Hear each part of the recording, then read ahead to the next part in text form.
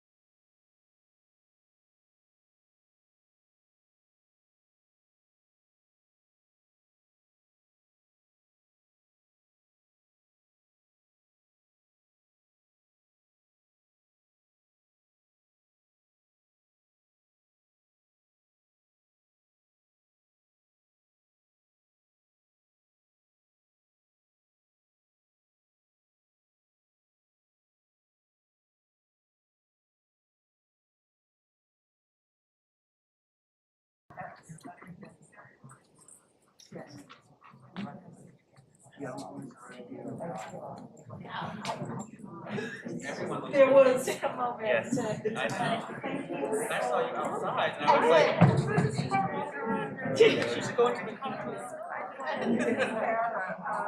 Yeah.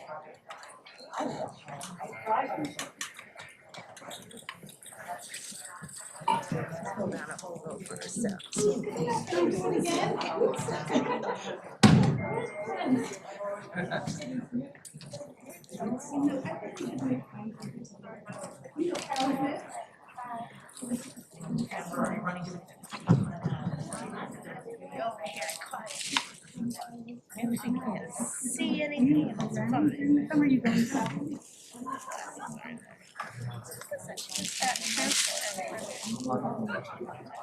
Where that is.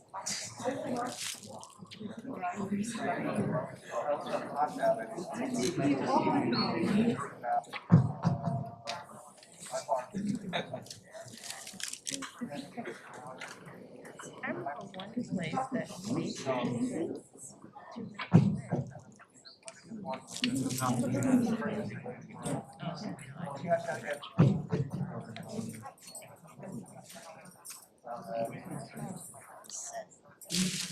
non-paper.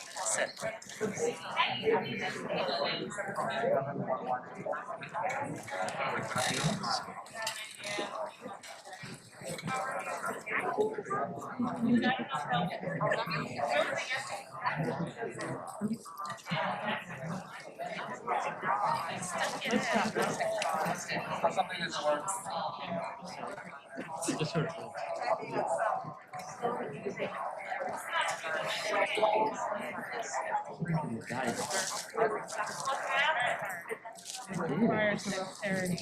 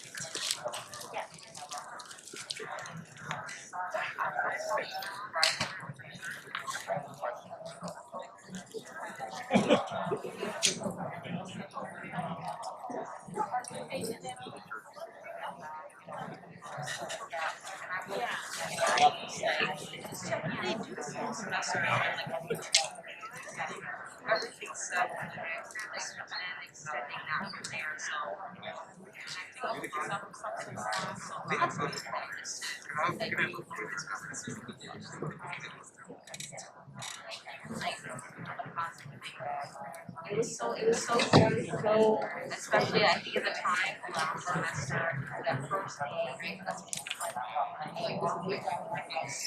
immediately after that, plastic.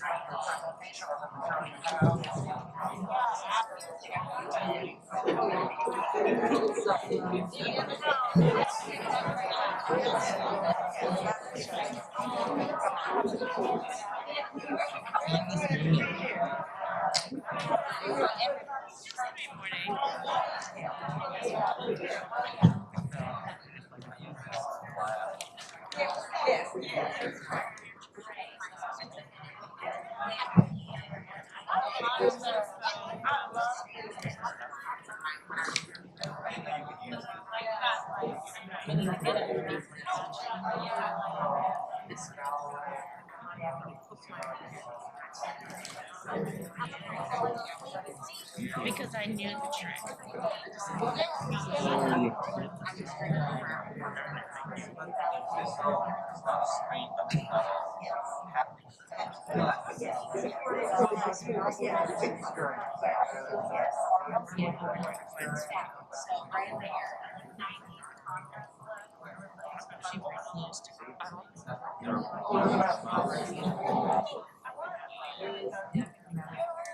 No, I know. I'm not.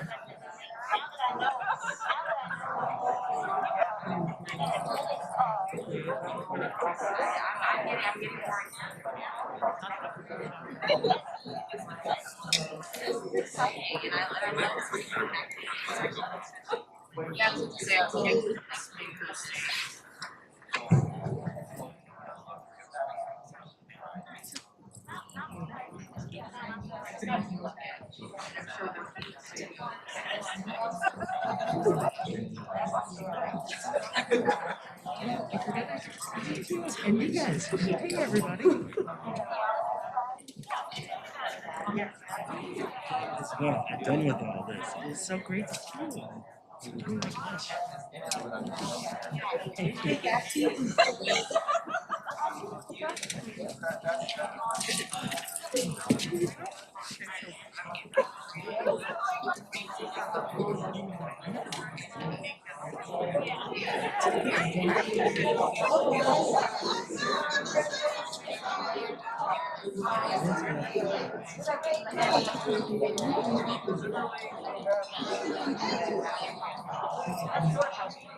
You need to drive tonight.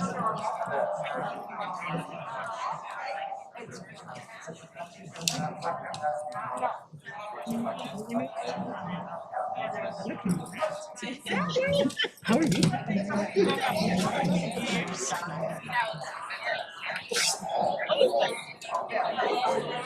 So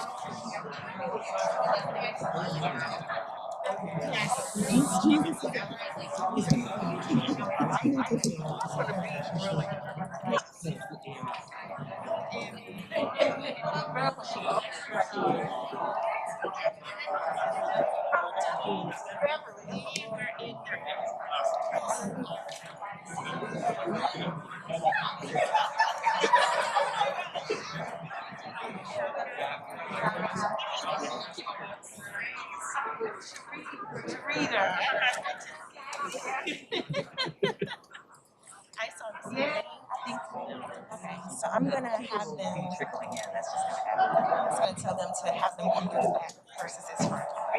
Yeah, but it's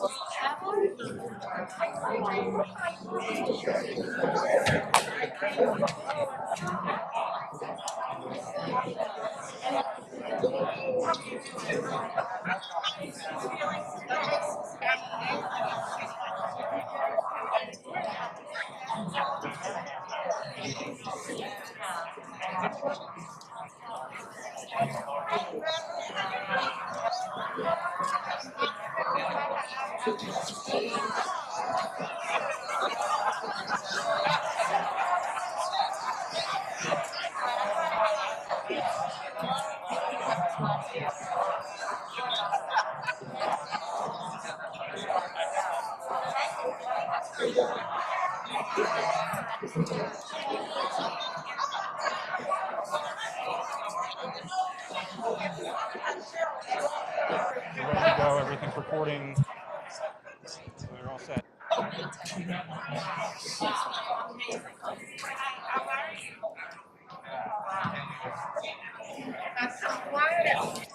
I'm going to step to the side over here. I'm going to be wearing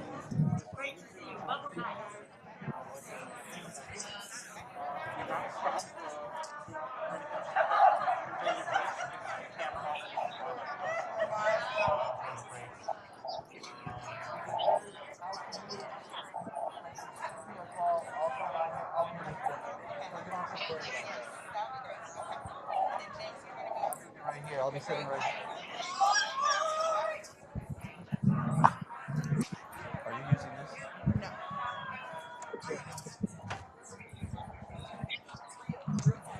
is there a certain time they want us to start setting up for the conference?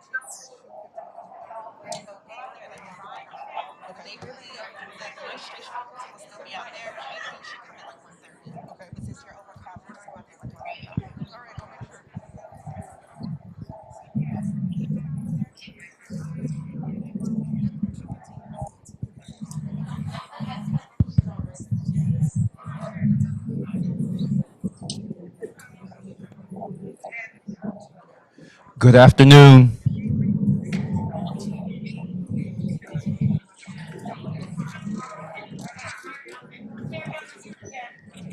Good afternoon.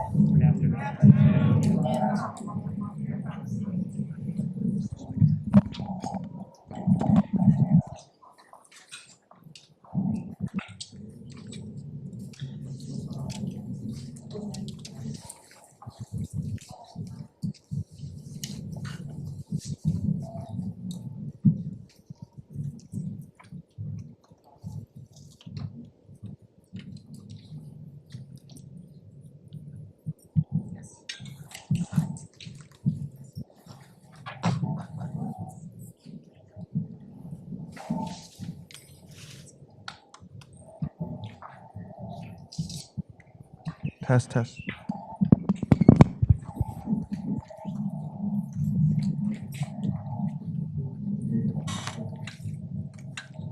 Good afternoon, everyone.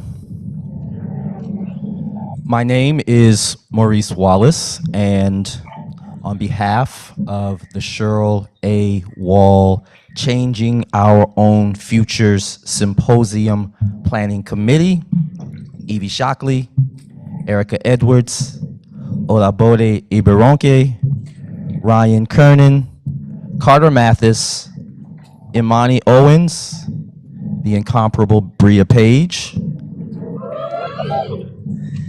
and me, I extend to you a warm, cordial, collegial welcome to this once deferred but not once forgotten gathering in honor of our esteemed friend, colleague, mentor, model, and field leader, the late, if in our common work still living, Cheryl A. Wall. This two-day event, Changing Our Own Futures, Black Feminist Theory and Criticism, was originally planned with significant input from Cheryl herself to celebrate her expected retirement in 2020 after 48 years of unflagging dedication to teaching, research, writing, and mentorship at Rutgers. Indeed, despite the copious hours spent planning by an organizing committee, still incredulous, still mournful, still occasionally deflated by the reality of it all, Cheryl's handprints are still everywhere on the shaping and aims of this symposium. How could it be otherwise? As we all know, Cheryl was no novice to symposium or conference planning. The title of our present proceedings recall, of course, that convocation of 1987, so well known by students of Black women's writing, that eventuated in the edited volume, Changing Our Own Words, Essays on Criticism, Theory, and Writing by Black Women in 1989. 20 years later, in 2009, just time enough, I'm sure, to recover from and forget how taxing the 1987 conference must have been on one's patience and physical energies, Cheryl helped to host Black Women in the Ivory Tower, Research and Praxis, a multidisciplinary conference on African American women in the academy. A glimpse of Cheryl's part in that event and of the unaffected sagacity in her manner and professional comportment is part of the video record of that conference. In light of her words then, and not only their suitedness but inspiration now, we turn briefly to that record, importantly with the approval of her family.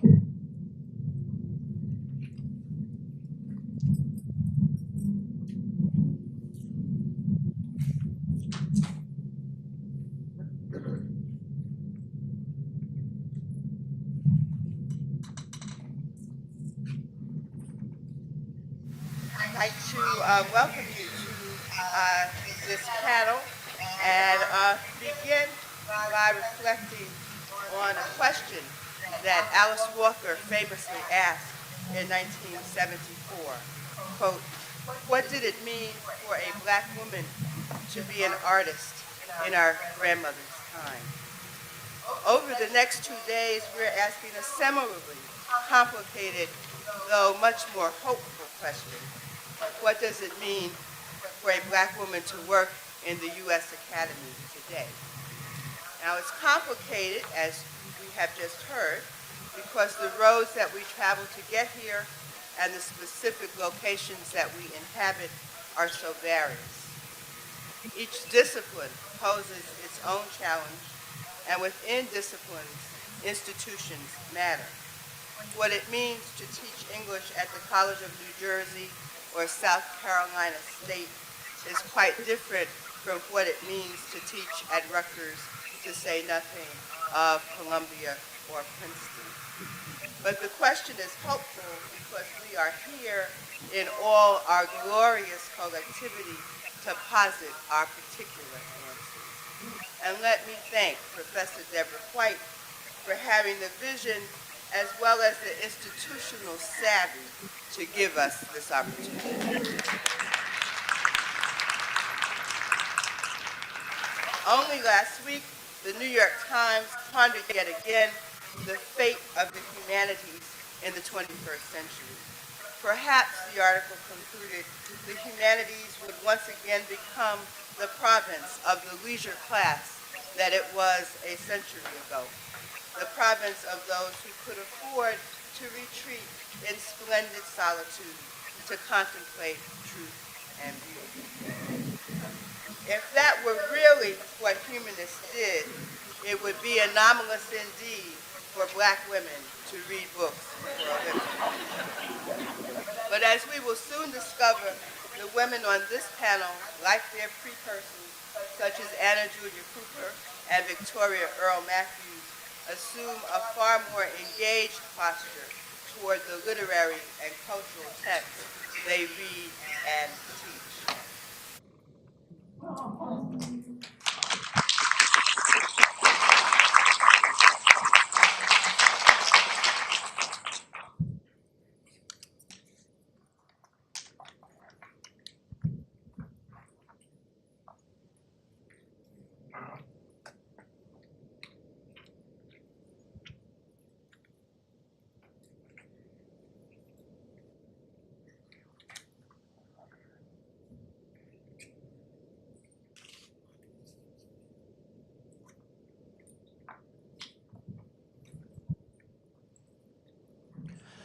So here we are again in all our glorious collectivity. Think of changing our own futures then as a postscript, and afterward maybe, to those two earlier occasions of black women positing, as Cheryl says, their particular answers to the present and futural questions of black feminist thought and practice. The futures, especially, we are now living in equally as much as those we are here to imagine. On behalf of the Planning Committee, again, we thank and welcome you all.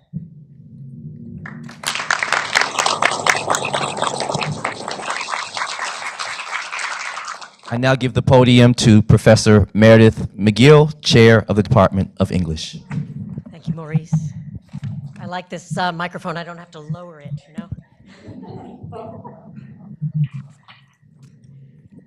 Good afternoon. I'm Meredith McGill, Chair of the English Department, and it is a great honor to welcome you to Rutgers University, the site of the 1987 Changing Our Own Words Conference, and this week's equally historic occasion. I'm awed by the number of scholars participating in this symposium who are also present in 1987, and I look forward to learning from you what it's like to look back on the last 35 years of criticism, theory, and writing by Black women. But I did want to say a few words as one of the many faculty members at Rutgers who cherished Cheryl Wall as a colleague and a friend, about the values and commitments Cheryl brought to her scholarship and to pretty much everything she did. She cared immensely about Black women's writing and about the scholarly traditions that continue to make it meaningful for successive generations of readers. She was always interested not only in what colleagues and students were reading, but where and how they were trained, the legacies they built upon. And she was a proud feminist, making sure you knew that she had begun her career at Douglas College before the English departments at the various Rutgers colleges were consolidated. In her introduction to Changing Our Own Words, Cheryl remarks that while Black women critics often found themselves on the margins of the academy, they responded to their marginalization by boldly placing the Black feminist position at the center of their inquiry. She noted the importance of the year 1970 as a watershed for Black women's articulation of their own experiences and their own literary tradition, with the publication of Toni Cade's anthology, The Black Woman, the reprint of Zora Neale Hurston's Mules and Men, and Toni Morrison's The Bluest Eye, among other works. More than 50 years from this watershed year, and 35 years from the Changing Our Own Words conference, I'm proud to say that Black women's criticism, theory, and writing has taken its place at the center of Americanist literary scholarship. Some of the most frequently cited and broadly influential works of criticism and theory today, many written by scholars in this room, emerged from and respond to the Black feminist tradition. What Cheryl and others in 1987 identified as a richly provocative oppositional criticism has come to be indispensable to intellectual life in 2022. I'm eager to hear our speakers' takes on the current moment and on Black feminist futures and the Black feminist futures they envision. I can't think of a better way to honor Cheryl Wall's legacy than to rekindle the spirit of the 1987 conference, what Cheryl described as an intense and extended conversation. So welcome, and welcome back to Rutgers. I look forward to continuing the conversation. Thank you.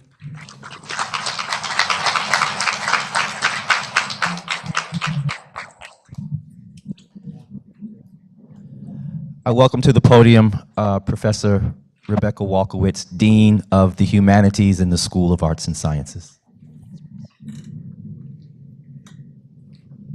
Hi, everyone.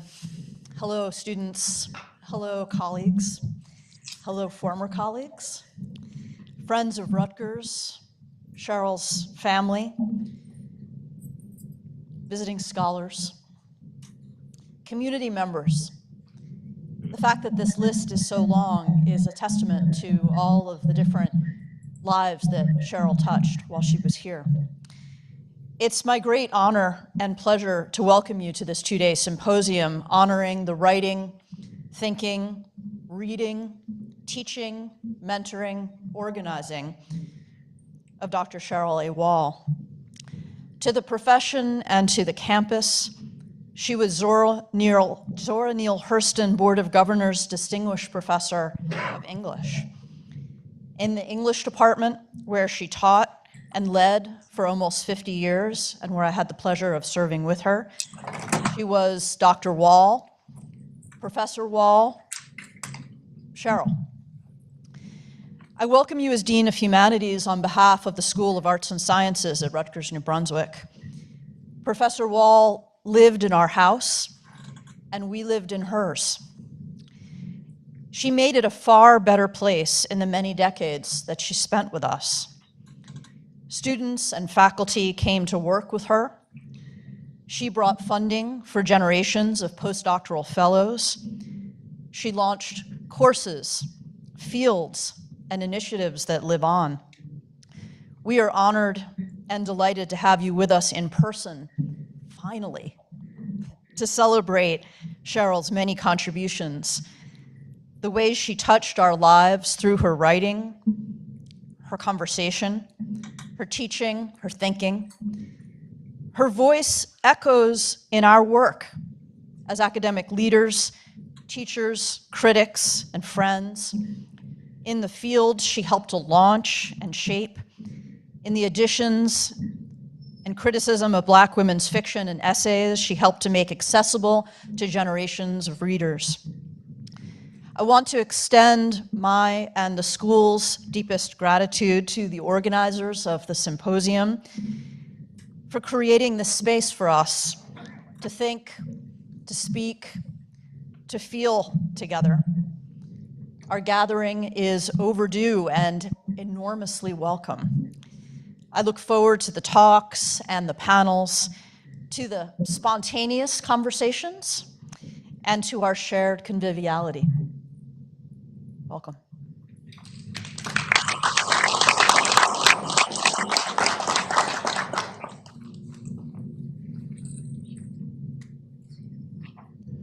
Finally, it is my distinct honor to welcome to the podium a figure of inestimable value to the historical and ongoing struggle for Black, queer, and feminist freedoms locally and broadly across a geographical expanse stretching outward from New Brunswick to Durban, South Africa, and all the points in between where her poetry, prose, and everyday praxis of Black queer community and struggle have had a hearing or claimed witnesses. 41 years a citizen soldier at Rutgers, Cheryl Clarke's legacy is as significant on this campus as it is in the Black queer and Black feminist imaginations to many of us of a certain vintage who cannot forget her lesbianism and act of resistance in Al-Zadua and Moraga, or the failure to transform homophobia in the Black community in Barbara Smith's Homegirls. The author of not fewer than 5 books of poetry, a critical study entitled After Mecca, Women Poets and the Black Arts Movement, and a host of occasional prose pieces. Clarke's written works, read for years in Black studies, women and gender and sexuality studies, English literature and creative writing, crossed boundaries before institutional boundary crossing was vogue. Her labor on behalf of Black students and LGBT students, and especially Black LGBT students on the New Brunswick and Livingston campuses, was no less pioneering in its vision and care for the bravest among us. It seems if you were named Cheryl, you were destined to bless generations.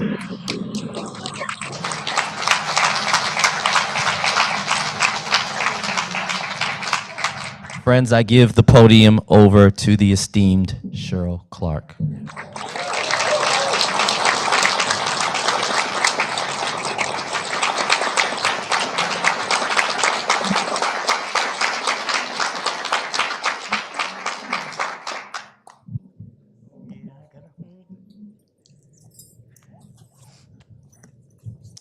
Don't you just love the way your mask matches your nose? Good afternoon, everyone. Of course, I'm so honored to be here and so honored to see so many old friends, colleagues, acquaintances. And thank you for that lovely introduction.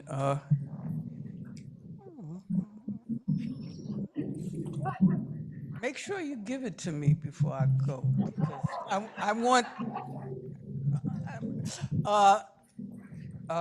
to read it over and over again.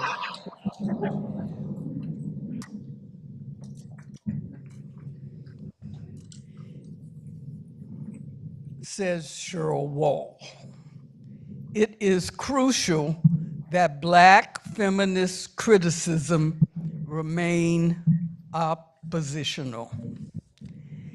And I think it has. This is the second time in a month I have traveled to New Brunswick to observe a memorial for a person I felt and feel deeply about 2 weeks ago for my beloved former boss, with whom I never agreed, Mark Schuster. And today for my beloved friend, Cheryl Wall. I lived in, not many people remember this, but I lived in New Brunswick for 17 years, 1969 to 1986. Some of you here today knew me during those years. If you don't want to admit that, that's okay. During those 17 years, I knew Cheryl Wall. Cheryl A. Wall was one of my oldest friends in terms of the years we knew each other. Had she lived, it would have been 50 years. During the time I knew her, I could call her any time of day or night and talk to her if she was home. She never said, Cheryl, I'm too busy to talk to you. She just, was very patient. And we wouldn't just talk for 15 minutes. We talked for a long, long time about people we knew in common, about politics, of course, about Howard University and people we knew there, and especially about Black literature. On and on about that subject. Her words from the introduction to Changing Our Own Words are no less stunning today than they were in 1989.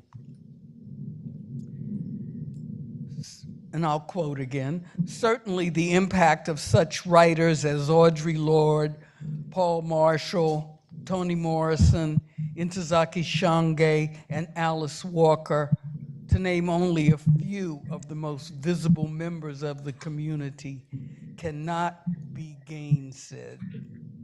Yes, that word gainsaid has always fascinated me. I think it should mean said too much. Talking with Cheryl was like, I imagine, the church, as in the coming together over a shared psychic commitment, enfolding our racial experience. My church was never like this. I was raised Catholic. I hear y'all laughing, some of y'all must know. But Cheryl, coming out of a Baptist tradition, knew how it is to be sanctified. And Afro-American literature was sanctified and sanctified those who beheld it. As Cheryl would often say, it never stops giving. Cheryl's scholarship was persistent and unflagging in its critical loyalty to the race's literary striving. Women of the Harlem Renaissance, Worrying the Line, in her last book, Freedom and the Will to Adorn. What a gorgeous title. Will definitely testify that she passed this way. Yet changing our own words is still a very precious gift, with articles by Mae G. Henderson, Valerie Smith, the late Barbara Christian, Deborah McDowell, the late Claudia Tate, Hortense Spillers, Akasha Gloria Hull, Susan Willis, and Abena P.A. Busia, many of whom are here today.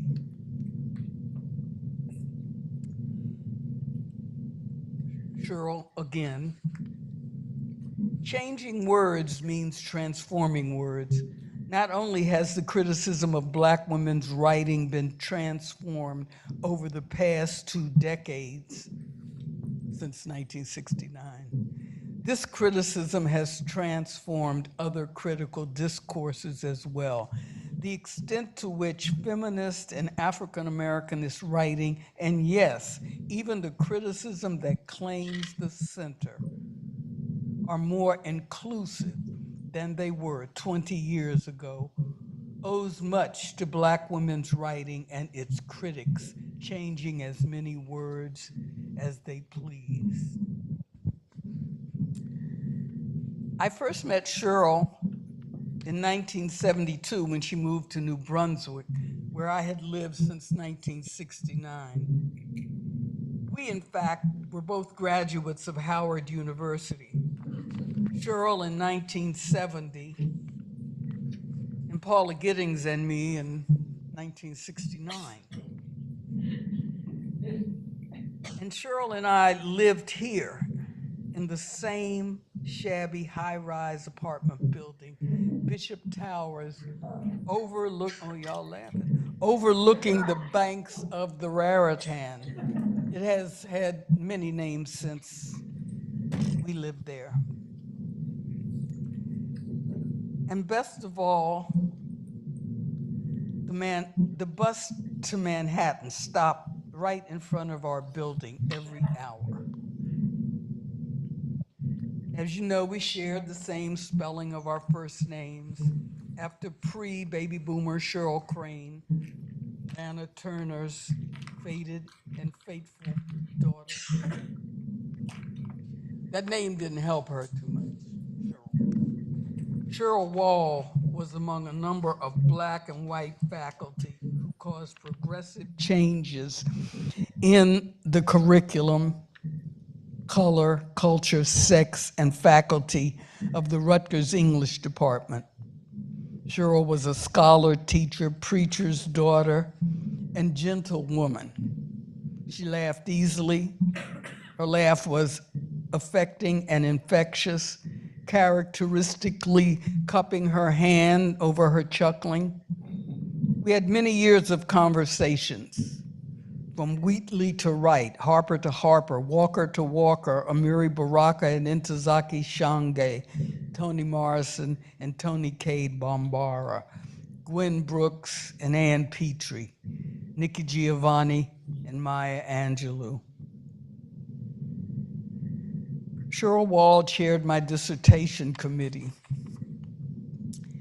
We had been having conversations, as I said, about Black literature for almost 30 years. Cheryl disagreed with me unrelentingly over my opinion of Shange's For Colored Girls as a closeted exploration of lesbianism in the Black community. Well, I still think it is, and Cheryl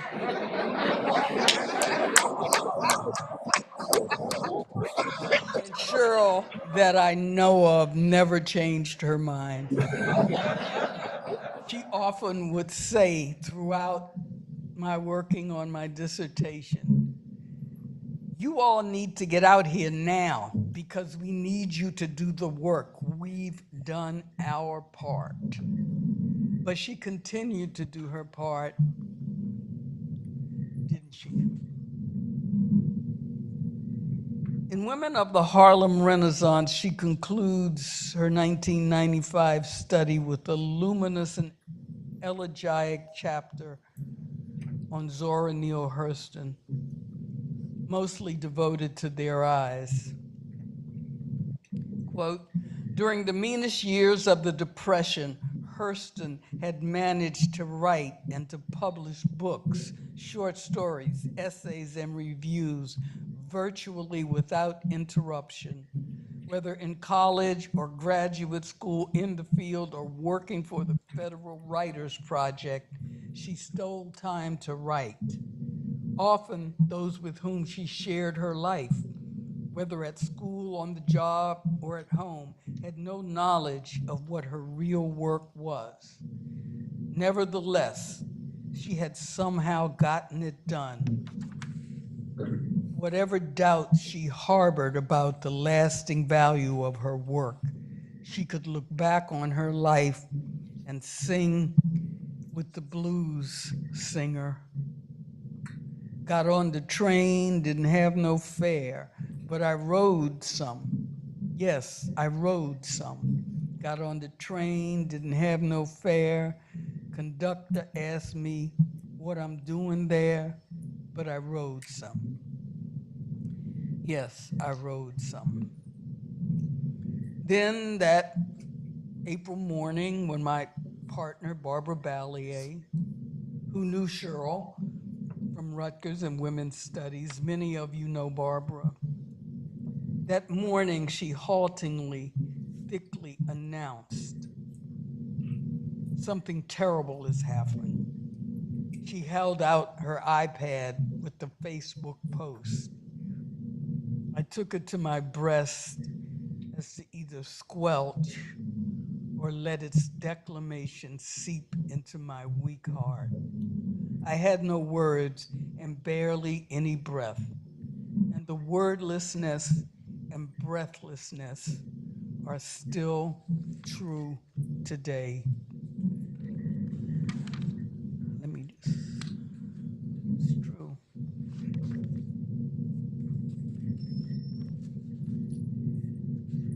Cheryl Wall introduced Toni Morrison the first time she came to Rutgers to speak in 1973 after her first novel, The Bluest Eye, and just before the publication of Sula. In her days as a summer intern at Random House, Cheryl had known Miss Morrison, then an editor. Cheryl was among the first people to whom Morrison showed the galleys of the bluest eye. Such was the charisma of Cheryl Wall, and such was her brilliance. Morrison came to Rutgers many times after 1973, and Cheryl Wall was always close at hand to make her feel more at ease. You know, you had to make her feel at ease. Shortly after Miss Morrison's death, when we talked on the phone, Cheryl said, even though I had been told for the last year Toni was very ill, I found it hard to accept her death.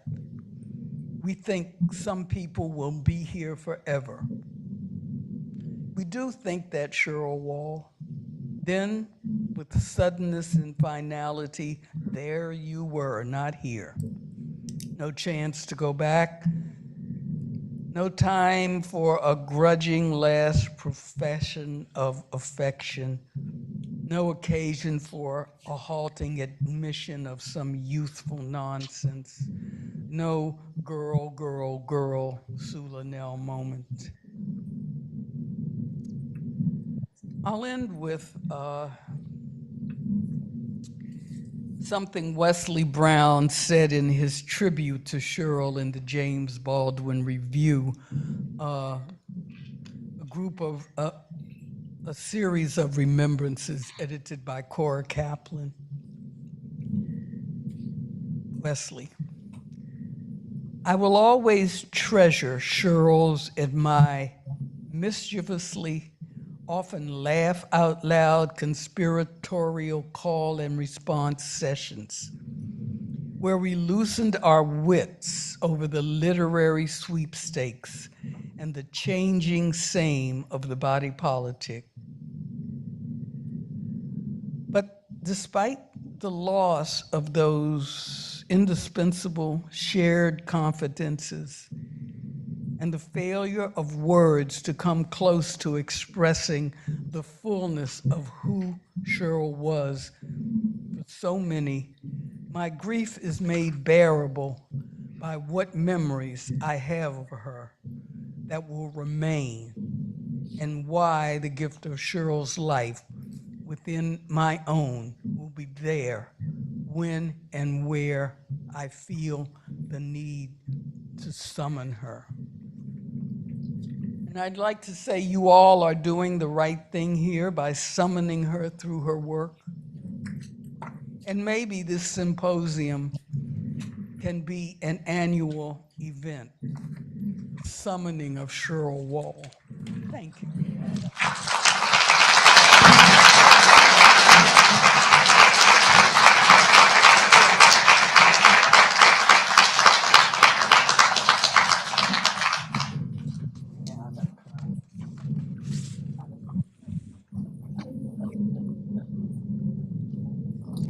Good afternoon. My name is Bria Page, a third-year student in the English PhD program here at Rutgers University and the graduate assistant for the Changing Our Own Future Symposium. In her 2005 monograph, Worrying the Line, Black Women Writers, Lineage and Literary Tradition, Dr. Cheryl A. Wall's preoccupation with generations motivates her use of the line and its multiple meanings as the driving metaphor of her acclaimed critical text. She writes, quote, "Of the multiple meanings of the line, the two that most interest me are the line as a metaphor for lineage and the line as a metaphor for the literary traditions in which these texts participate. Worrying the Line focuses on the points of intersection between these two meanings," end quote. Dr. Wall argues that contemporary Black women writers extend the line of the American U.S. literary tradition and treat their writing as, quote, "central rather than marginal," end quote, in an effort to reshape the contours of the American literary tradition.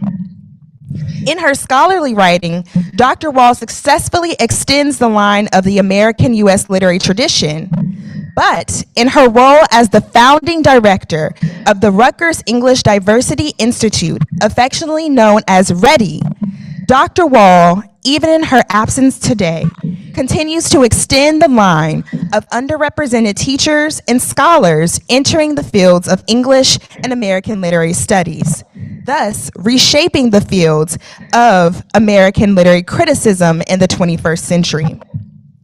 READY represents the epitome of Dr. Wall's commitment to institution building and to ensuring that students from various underrepresented backgrounds were given opportunities to determine if they wanted to go to graduate school and pursue a career in academia.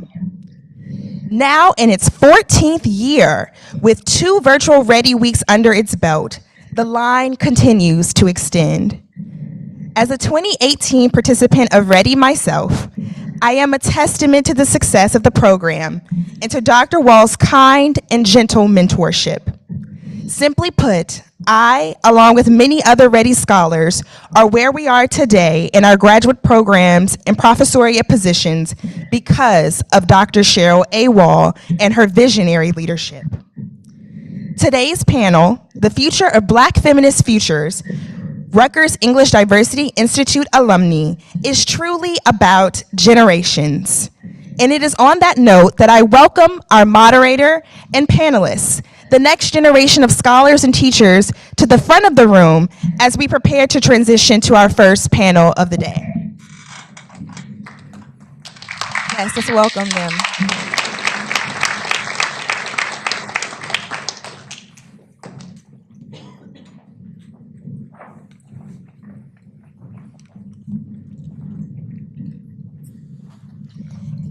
It is my pleasure to introduce Dr. Anna Hinton, who will serve as our moderator of the panel and was also a 2011 participant of READY. Anna Hinton's research interests include post-Brown Black women's writing, Black feminist theory, critical disability studies, crip theory, reproductive justice, and hip-hop studies, just to name a few. She is currently writing her monograph, Refusing to be Made Whole, Disability in Contemporary Black Women's Writing, which approaches conversations about aesthetics, spirituality, representation, community, sexuality, motherhood, and futurity through a Black feminist disability studies perspective. Her work is published or forthcoming in Toni Morrison on Mothers and Motherhood, CLA Journal, the Journal of Literary and Critical Disability Studies, and the Cambridge Companion to the American Literature and the Body. Again, Dr. Hinton was a 2011 participant in the Rutgers English Diversity Institute, and she currently serves as Assistant Professor of Disability Studies and Black Literature and Culture in the English Department at the University of North Texas. Thank you for joining us today, Dr. Hinton. Before I hand it over to her, I do have to announce that Deontay Harris of the University of Virginia, our third panelist, will not be able to join us today, but he sends his regrets and best wishes for a successful panel. So we'll now turn on the mics and change our view for our Zoom viewers, and then Dr. Hinton, it's all yours. Thank you. Thank you for having us here tonight. We'll start off by introducing our panelists, Dr. Brandon Patton and Dr. Lauren Jackson, and then we'll let them present and followed by a brief conversation and then open it up to Q&A for the audience. And so, Dr. Brandon Patton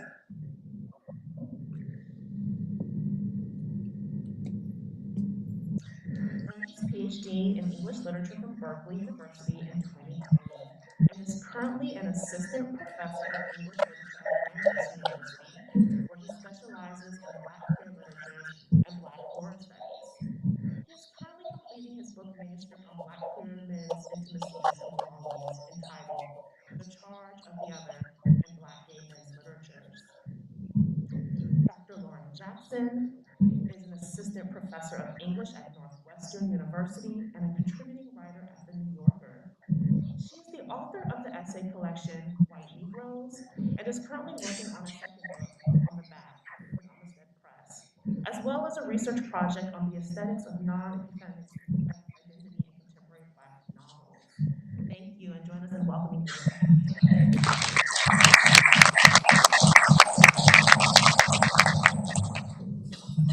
We'll start off.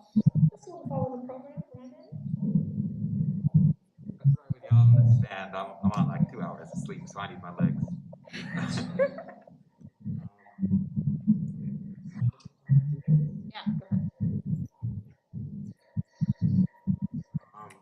Everyone, it's been an absolute pleasure to be here. And there's so much I want to say, even before being able to start.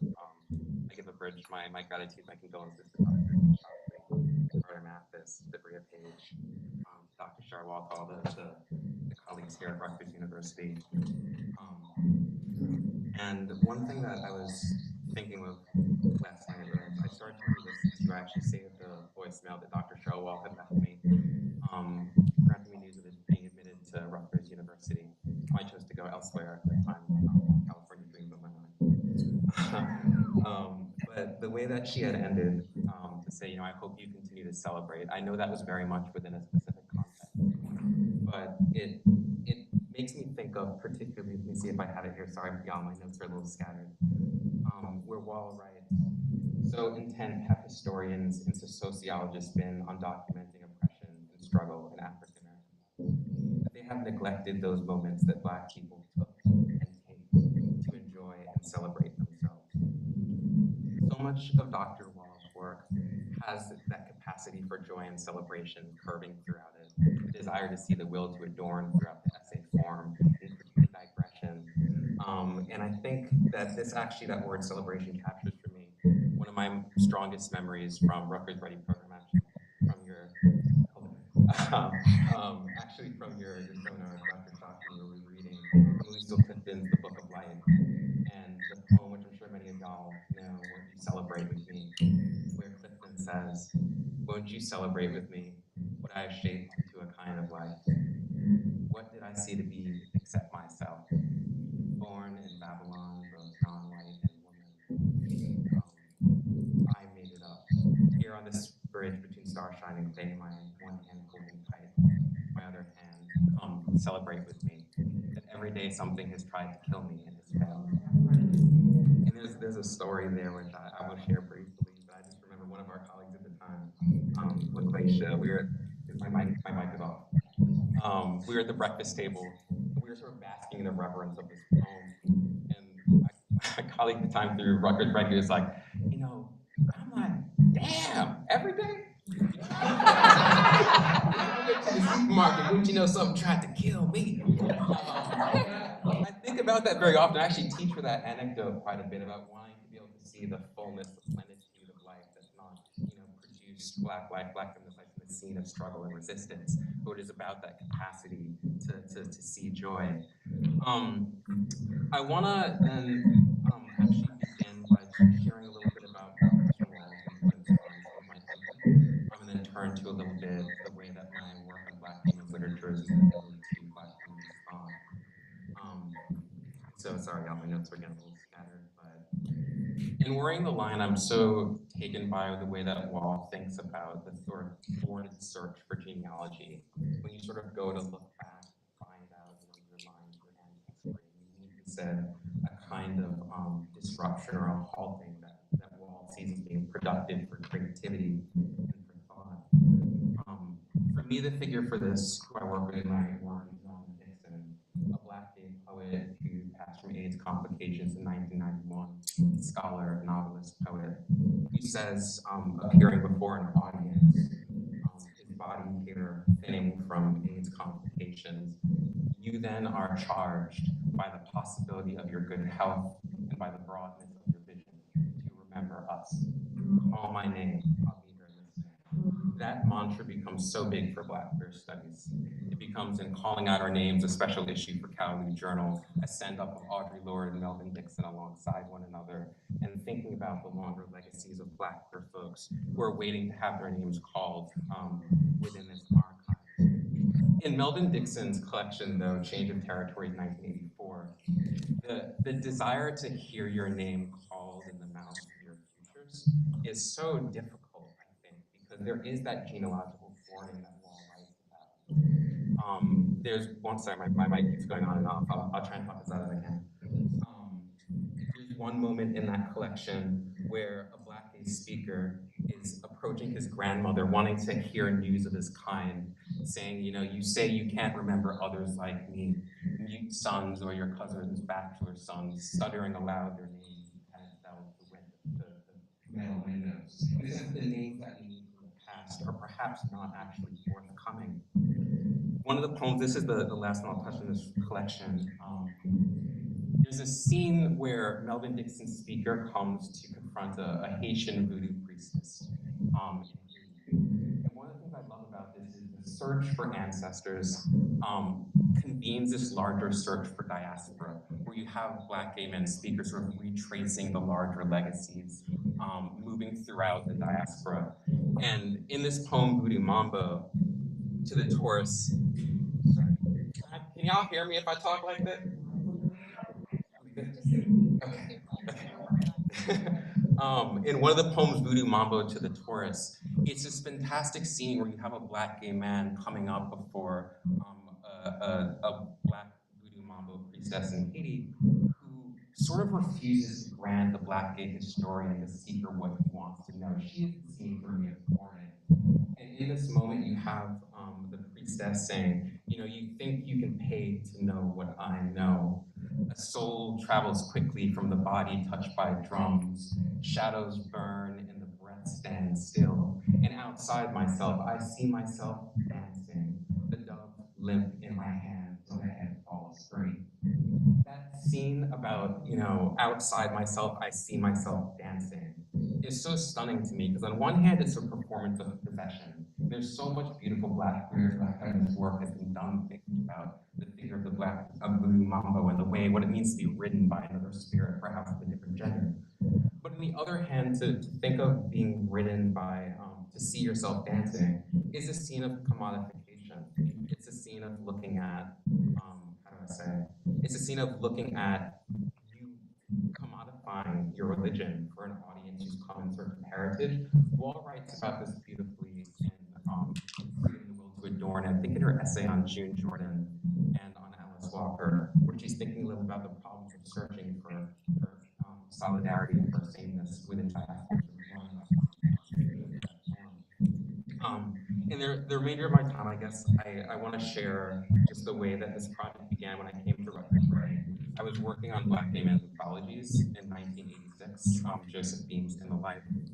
And one of the things that stood out to me is the way that Black gay men's organizing are so largely indebted to Black feminist thought, particularly to Audre Lorde's vision in Eye to Eye. There's one moment, sorry, I just find my notes. There's one moment where Lorde is talking about in Eye to Eye why it is that Black women passing one another on the street can't look at one another eye to eye, can't return that affirmation. And she says, it is easier to be furious than to be yearning, easier to crucify myself in you rather than take on the threatening universe of whiteness by realizing that we are worth wanting each other. And this is so key for Black gay men's organizing at the time, where you have Black men trying to figure out, why is it you don't return my stare? Why don't you show me that same affirmation that I so deeply want to give you? Being hearing this, Joseph Beam says, I too know anger. Responding to Lord is very much dialoguing alongside it. My body contains as much anger as it does water. My house is built of blood-red bricks that cry in the rain. I think I'm gonna rush through the chunk of this play. Where when Beam is thinking about this yearning that he wants to try and build this homosocial relationships with Black men, he goes to this is one of the anecdotes I love, he goes to a coffee shop at one point, and he sees a Black man who won't return his gaze eye to eye. He looks through me, he says. He sees no part of himself in me, not my Blackness nor my maleness. Should our glances meet, he is quick to use his Wall Street Journal as a shield, while I wince and admire the brown of my coffee. I kind of love this moment because Beam, not receiving the affirmation he wants from a brown man's face, stares instead to this patient stilled image of brownness, which produces for him a kind of yearning affirmation. Think about this dream of what it might be to regard one another eye to eye in the way that Lord is theorizing. And it prepares me for this beautiful moment where Beam comes to at the end of his essay. This is again from Brother to Brother, Words to the Heart, where he thinks about this daydream he has of him and his lover in bed, and thinks about what it means to sort of remake the way that men actually relate to one another in ways that are very damaging. He says, thinking of rubbing oil into his lover's skin on a brown sheeted bed, you are like the little brother I never had, the playmates I was never supposed to touch. You are the lover who is considerate, the son I will not issue, eyes bright and inquisitive. I want to hold you the way my father never held me. I want to know your face, the brown oiliness of your skin. I want to know its shadows, the darkness around the elbows and the buttocks. I daydream of brown on brown on brown. You can't not hear that coalitional grammar of potential, eye to eye, in the echo of brother to brother, in the echo of brown on brown, which makes Beam's work on Black gay men's organizing into a site of dreaming. And so two more things I want to touch on about this. Essex Hemphill, another Black gay artist who's working deeply with this time, is deeply involved in this project of reimagining, by dialoguing with Black feminist thinkers, how we might reconstruct a version of Black masculinity that's less aggressive, less alien, less that brutalizing phallus, to use Bell Hooks language. Essex Hemphill writes in a poem, 1986 poem, to some supposed brothers, but we so-called brothers, we so-called men, wonder why it's so hard to love our women when we're about loving them the way America loves us. If you take the work and the coalitional breath that these men are working with and think about what it was they were trying to restructure, it's a departure from, again, this really alienating, silenced, tight-lipped version of patriarchal desire. And I guess the last thing I want to close on is Marlon Riggs' 1994 documentary, Black is Black Gay, I was just revisiting. And there's this really powerful scene where Riggs, it's sort of cut up where on one hand you have Black gay men discussing their alienating relationships with their fathers, and this sort of, the way they sort of turn their back on it, like feel like a silent image. I didn't know how to talk to my father, is cut up alongside images of Black feminist thinkers, Bell Hooks, in particular stands out here, who are thinking about what it means to feel silenced by patriarchy in that same way. Bell Hooks says in one moment, she's thinking about when her mother was thrown out of her house by her father. And she said it was as if the patriarchy had spoken. Nobody stepped in to challenge it, everyone sort of went to bed. And it's dialogued so powerfully with other images of Black gay men reflecting on how patriarchy has failed them. And in this closing scene, I'll think of it's a moment where Bell Hooks is reflecting on a performance by Eddie Murphy, where Eddie Murphy's saying, all a woman wants to know is that you will fuck her to death. And Bell Hooks says, and she's going like this, Eddie Murphy. And just 20 seconds later, Essex Hempel says, I didn't like being pounded into the ground. It's this really powerful intersectional moment where there's a dialogue between a Black woman, a Black gay man being pounded by the same sort of structure that is oppressive, that is damaging, that is violent. And I think, yeah, maybe I'll close there, that the history of these thinkers and these Black gay men that I'm working with are very indebted to these kind of entanglements, these theorizings, these thinkings of Black feminist thought. And this project really took its origins, I think, when I came to Ready, and I think I'm just, yeah, I'm grateful to be able to be here with y'all, so thank you.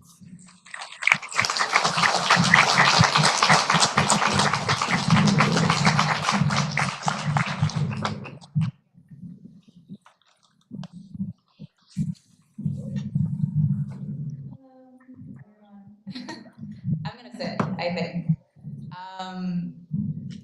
That's so beautiful.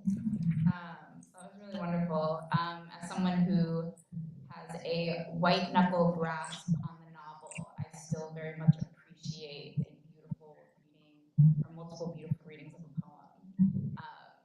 So I thank you for that.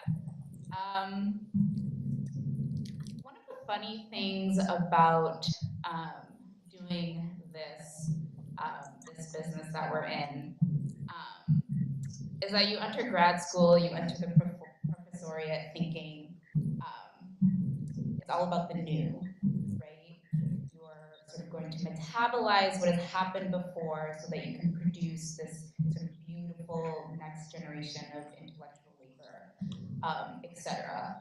And one of the things I've sort of found, and I'm increasingly finding is actually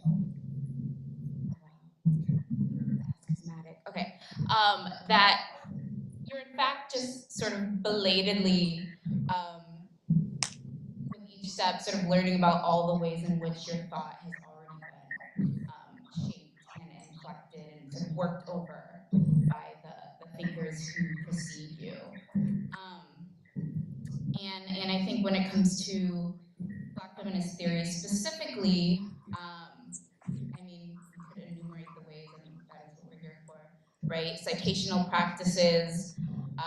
If anyone is very too online as I am, right? The sort of import of Black citational practices, Black women's citational practices has sort of been in the air in the sort of online frenzy of the Bird app over the past week.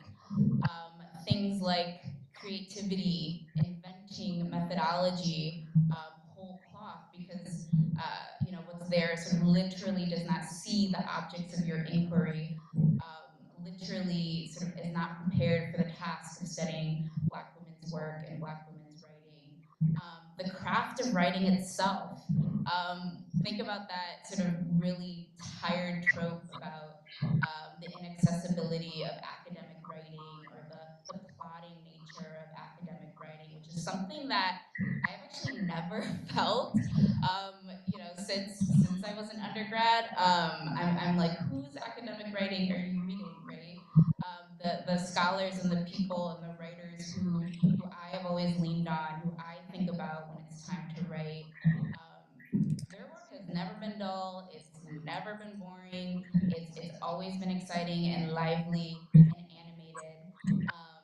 You know, the sort of, this cliche is something I get asked about a lot as someone who also publishes in public venues, right?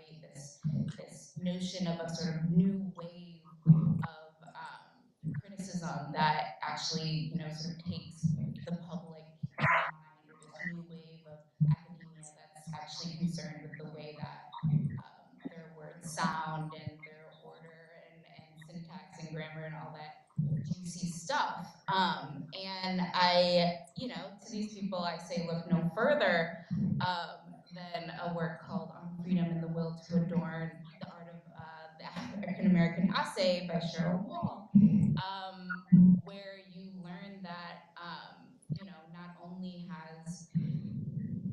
writing sort of always had this sort of dual scholarly and artistic impulse, but for much of the 20th century and including the 21st century, I mean, the essay has sort of been, in many cases, the only place within Black writing traditions that has this sort of sharp means of doing theory and criticism, but also speaking to a wider audience. So just a little story time, since I have a little bit more time, just to speak to sort of Ready specifically. Setting the scene, it is fall 2009 when I enter undergrad, and in my sort of very neoliberal impulse, I am in school because I want to graduate and get a job with Disney, the big mouse, right? So I enter and I go through a variety of majors, like maybe I'm going to be an art major and work for Pixar, maybe I'm going to do computer science and also work for Pixar, but in a different means, right? And then I changed my major to English. And you're thinking, oh, this is like the beginning of a beautiful story. No, I was still very instrumental about it. I was like, I'm going to get an English degree, I'm going to go to law school, and then I'm going to be a lawyer for Disney. I wish this wasn't as true as it is. But the thing about an English major is that you have to take English classes, right? And so I actually remember this moment like very vividly. It was just like a American survey. I think it was like English 255. If anyone went to UIUC, like American literature to I don't know, like 1855, right? And we were sitting in the classroom and we were talking about, I honestly think I think we were reading Poe, I think it was like Fall of the House of Usher or something like that. And I had just been like in my very like furious sort of like undergrad way, just like had this sort of revelation about the way the sort of structure or grammatical structure of Poe's sentences seemed emblematic of the sort of fracturing structure and genealogy of the story. And of course, I thought, like, I just like invented structuralist criticism in this moment.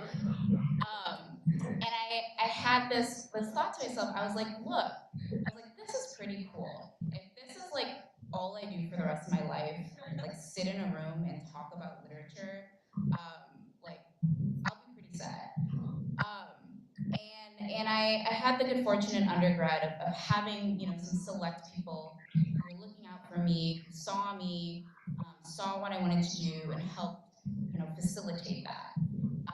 Though I do have this like cheeky little story that I do like to pull out sometimes, where so the editor of like a very well-known journal in our field, still the editor of a very well-known journal in our field, told me point blank, do not go to grad school. He said no, or they said no. And I like to think of Ready as this gorgeous intervention into that very common story that happens to people who look like me, which is that we're told no, that we're told this is not a sort of professional haven for you. And in some ways that's, very much correct, right?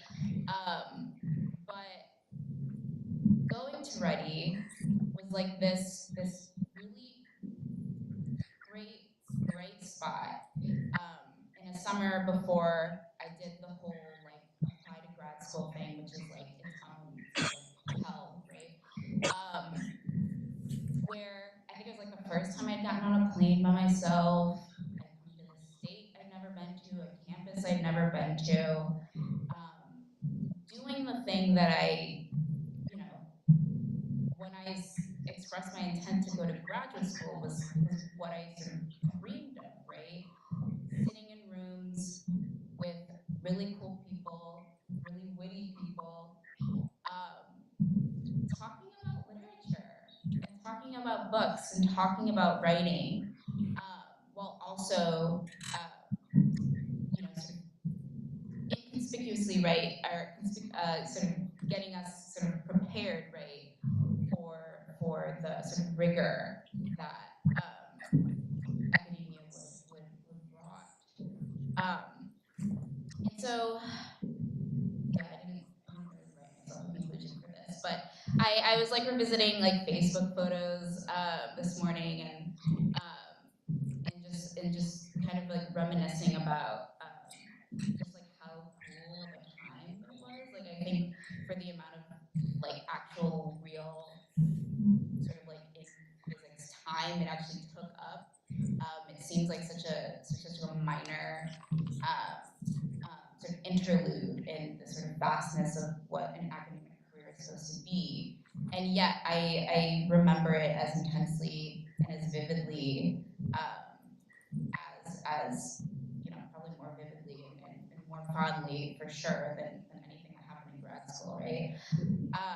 And yeah, just like getting on the train, like going to Schaumburg. Okay, now I'm really rambling here, but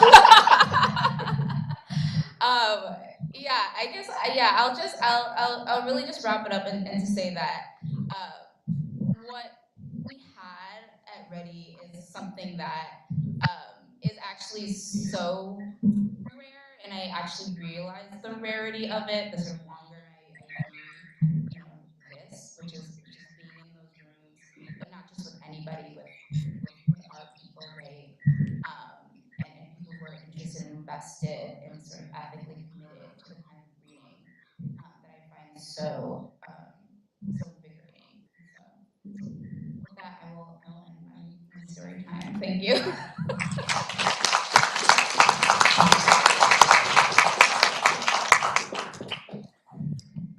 Okay, now we get to chat and reminisce together. So, I'll start off by giving a little bit of my background, and then I have a question for y'all. So my rambling is going to lead to something. So I went to undergraduate at HBCU, Virginia State University, shout out, but I was in no way prepared for the academy. I went there, it was local, I wanted to go to an HBCU. When people asked me what you wanted to do with your life, I would give, you know, the appropriate answer. I want to be a doctor, I wanted to be a lawyer. But at that time in my young adult life, what I really wanted to do was get like a call center job so I could make more than minimum wage and have benefits. Like that was the dream in all seriousness. And then one of my professors at State came across a little card talking about Ready, and she was like, you should apply. And I did, and I was accepted, and I was flown out, and I think that was my first time flying alone as well. And I encountered all these beautiful, wonderful, brilliant people. I was so intimidated.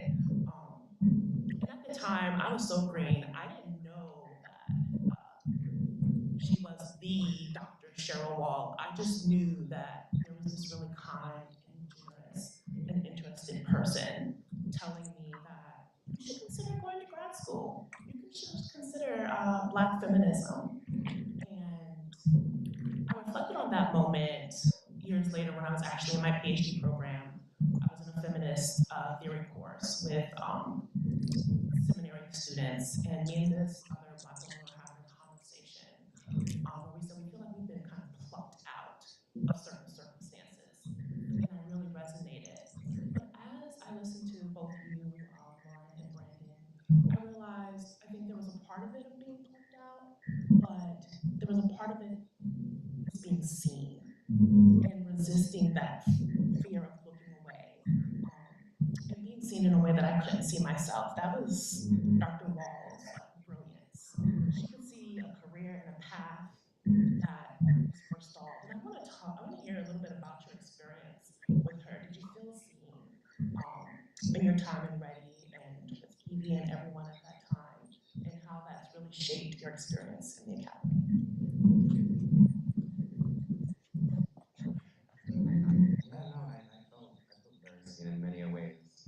And I think one of the ones that stand out to me, because I think the humbling version of being seen, was there was a conversation with Dr. Shockley. I think I was talking about my mom and I talking about like meaning making and something. I was like, you know, if we can only look deeper, And I remember you sort of chided me for that phrase in a very helpful way, because it was like a sort of like, smug literary critic sort of way, like close reading the text. But I know there was such a warm camaraderie in the room when we were doing particularly all the different kind of paper assignments we had to do.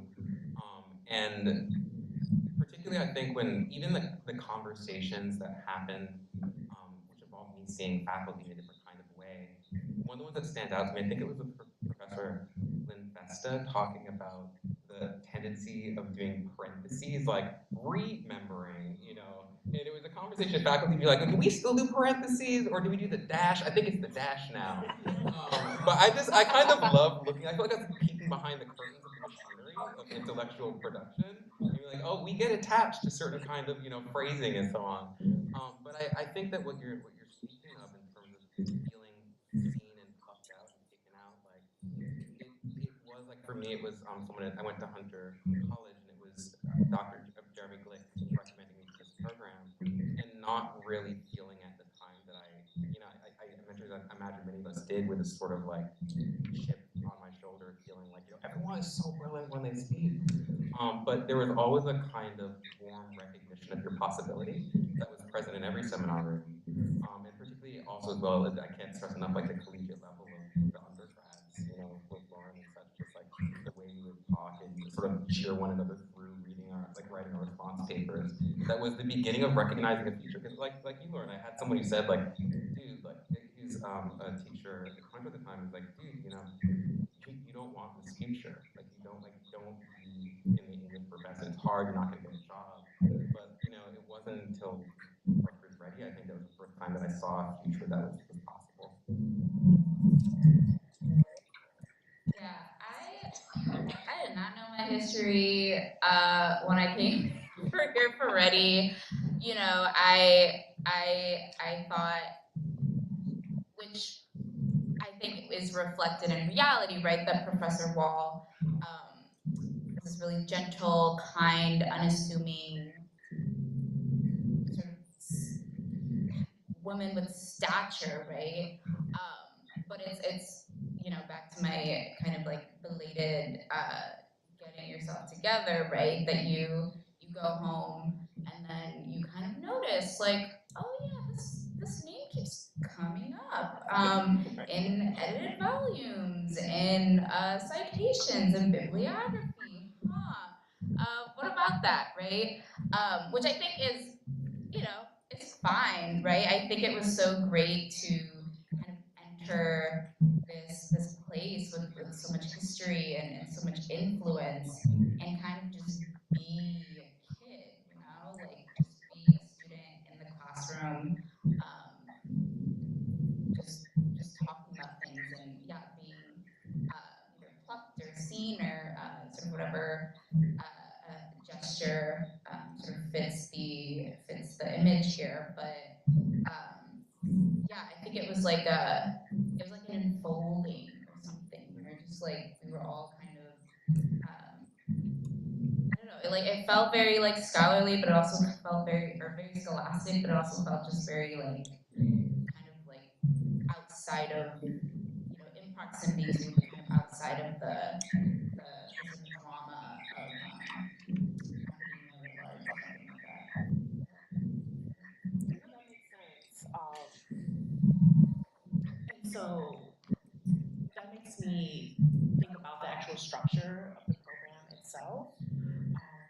I remember to get in, you have to submit a writing sample. Little did I know that this is what the grad school process was like. I was so ignorant. And I remember I was like, I know what paper I'm going to pick. I was from a class that I took on the Harlem Renaissance with Dr. Rita B. Dandridge, and I knew she was going to have that paper snatched up because that's just the standards she had. And I submitted it, and I got the feedback, and that really became the seed of the work that I do today in Black feminist disability studies. I think I was like analyzing Nella Larson's quicksand and mental disabilities. I didn't use that term then, mental illness, and having the group actually see potential. They were like, this is actually really good. And I was like, and I want to hear a little bit more about your stories of how Ready and the work that you did there really prepared you and kind of was that fertilizer for where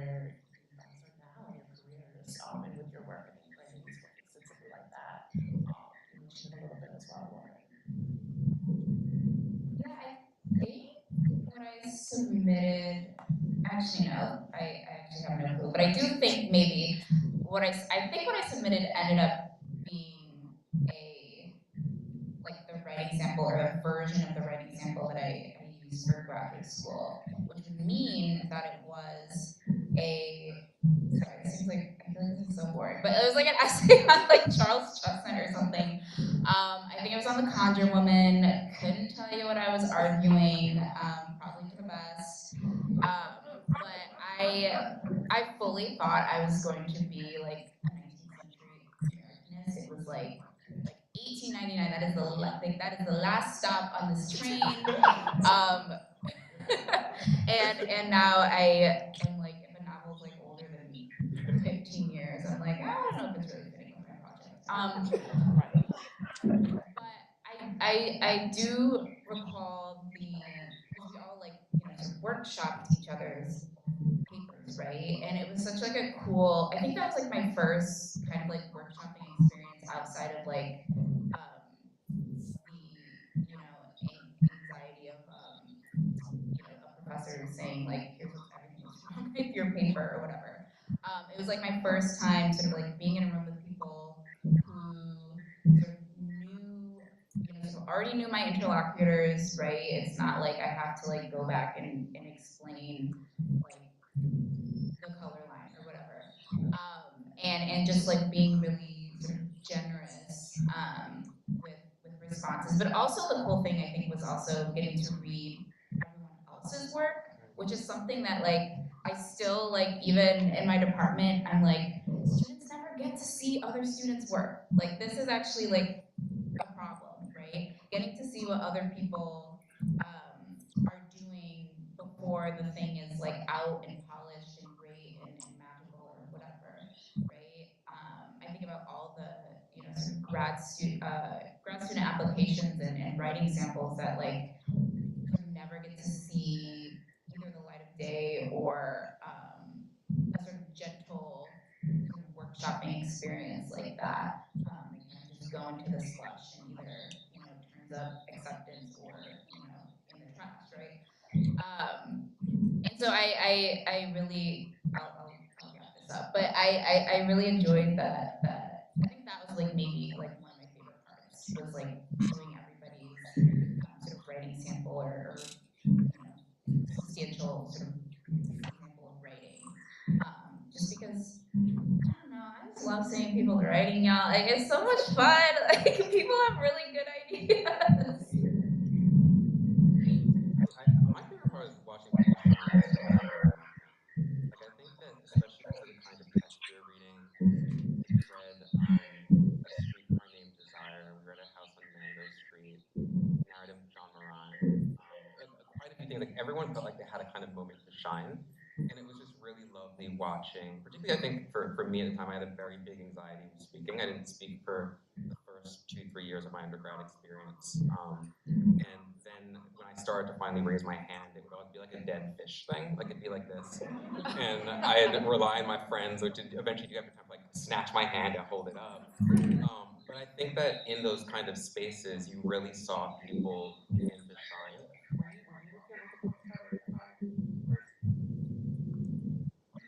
No, I don't think so. That was like huge. I feel like I was like, no. But I guess I did just like, I don't know. Maybe I completely misremembered my writing skills. That's funny. But you remember the 19th century part, right? I do. I remember because that's the type of thing when you watch everyone sort of shine in their brilliance when they speak, and then they're able to sort of like drop. I remember you dropped some Uncle Tom's pattern knowledge, and I think it was Dr. Meredith McGill session. I just remember being kind of shocked to be like on one hand humbled by the faculty, but also the kind of company that you're in.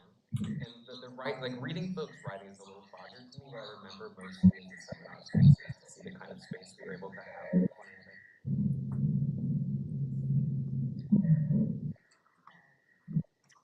So for some context, they were in the same year. I came here before. So before we like open this up to audience conversation, I know for me, as I matured in my professional identity, I was able to think back at my time that we guys spent in the writing program and the relationship that I would later build with Dr. Wall and you, and really think about what it is that I want to do and how I want to do it, the path I want to take. And it comes across in my classroom, the relationship that I have with the students, the kind of assignments, even at the institution, I get to work with a largely POC, people of color, student population, working class. It's their first time. They're in the same place that I was, trying to make it and still unsure about if just even in the undergrad classroom is where they belong, and even down to the writing. And like you were saying, like, whose writing was you reading? Because I enjoy my experiences quite a bit. And I think everyone would be really interested in how Dr. Wall's vision really helped each of you craft your own visions of what it means for you to be in the profession and how you carry that out.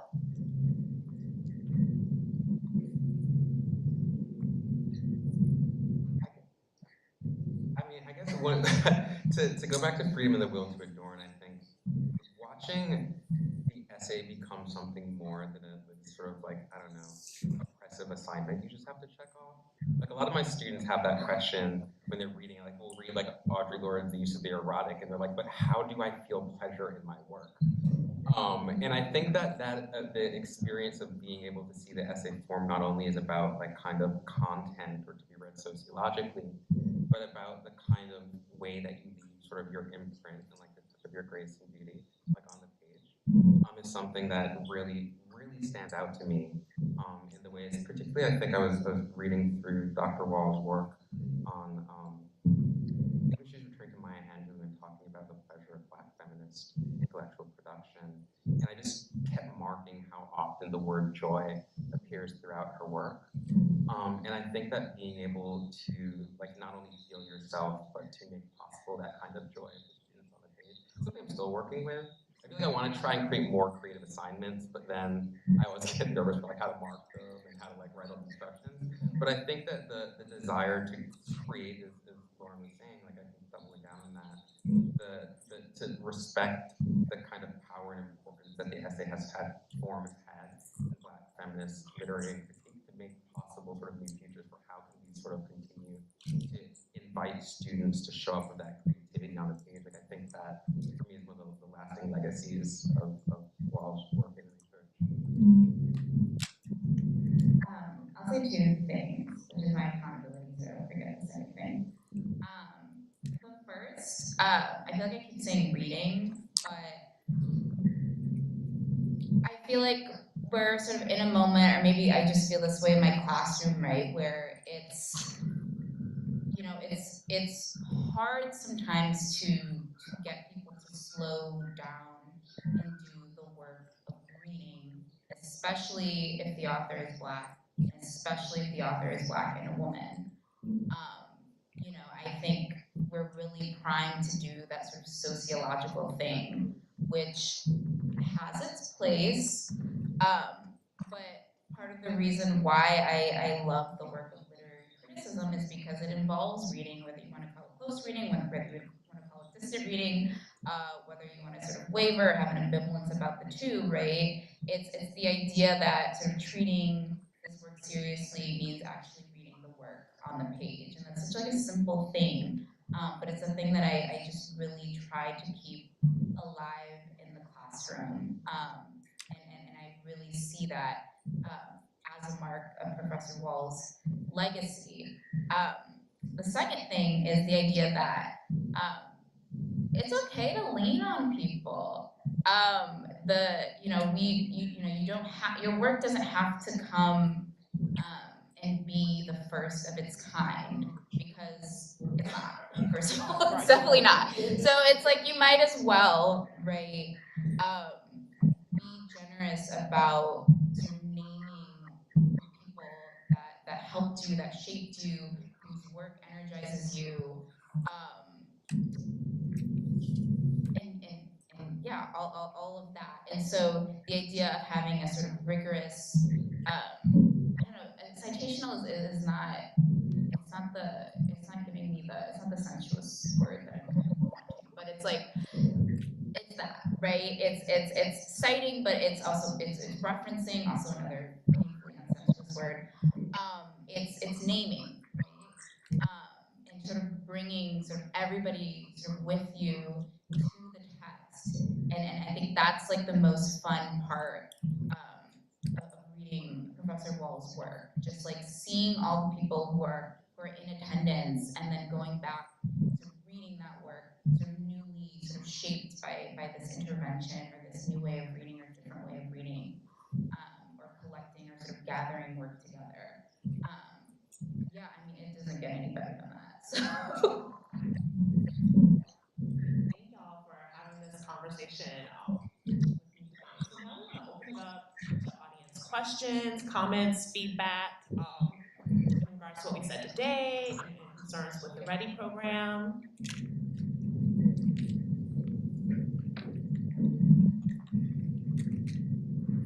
Yes.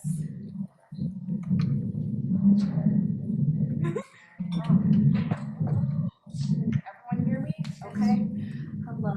Thank you so much for just sharing your anecdotes, your experiences with this program. There's a lot to reflect on in this question that I've been kind of developing. You talk, Lauren, you talk about this flattening nature of academic reading, academic writing, and myself, I am a junior, so I feel that sense of there's always this kind of really rigid structure that comes with wanting to be an intellectual, but also kind of unlocking that freedom that comes with writing as an emancipating practice. And so my question, and also talking about, Brandon, this point of celebration and joy, leaving beauty and grace on the page, as Ms. Wall said. I'm really curious to know how it felt. Maybe I don't know if this happened during your time in the program or after. Maybe this was something that it started in the program and it's been developing. But how does it feel to kind of go into reading, writing, having that appreciation for just even this ability to do such a thing and understand, embody this practice, not only in the academic sense as your career, but your life, your lifestyle, your love, your service to as your creative forum.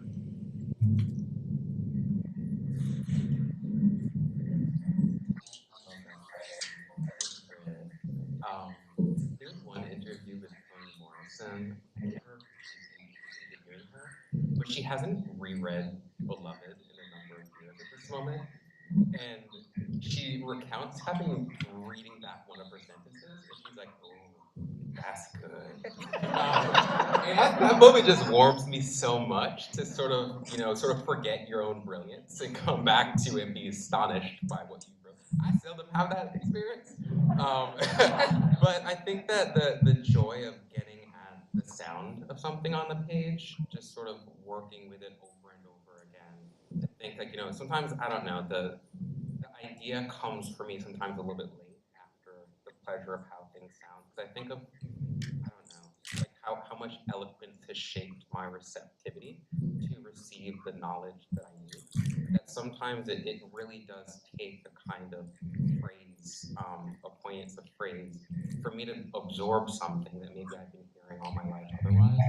And so I don't know, I think that in terms of how that feels in a classroom, I think I've always grown the most when something really breaks down a way of thinking. Like for me, in undergrad, it was reading Michelle Cliff's No Telephone to Heaven, where my mom's side is from Jamaica, and Cliff just introduced a side of Jamaica I'd never heard from my mom. I remember sitting with my professor at the time, Professor Barbara Webb, being like, I need you to help me think about this. And something in me broke, but that was the beginning of being able to restructure a whole new view of the world. And I think with my students, like I do, especially I'm teaching a class right now, Black Joy, and I think that a lot of it has to do with trying to create a sort of joyful way of showing up to our work. I think a lot of the classes, me thinking something's joyful, and then be like, that's not joyful. But like in those other moments, the sort of joy of watching something, I don't know, a kind of convention or conviction that we hold sort of, fall away, and then a new kind of way of moving forward produced. That for me has been, I think, what's kept me returning to the page.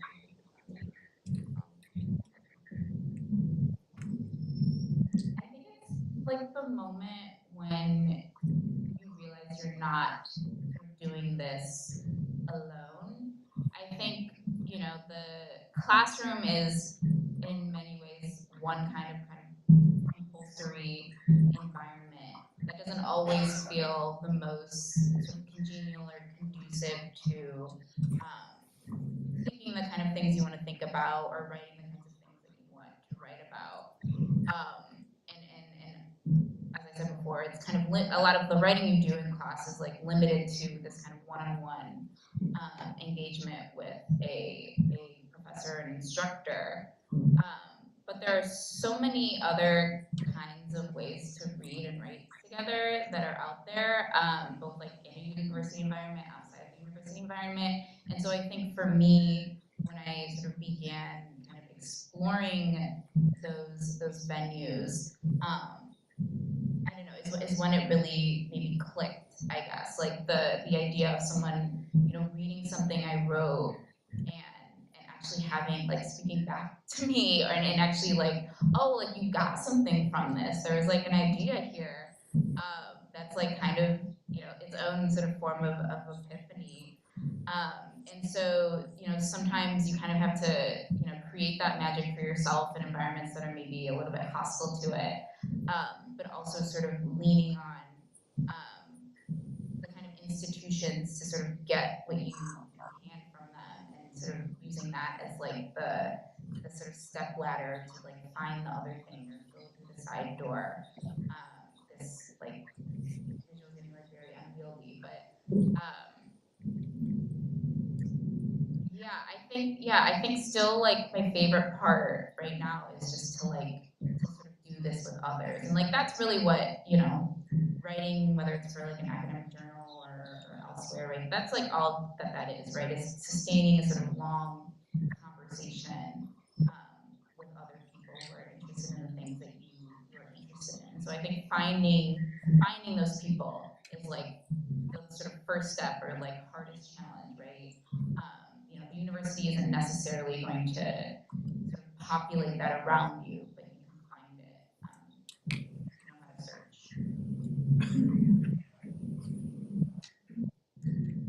Anyone else?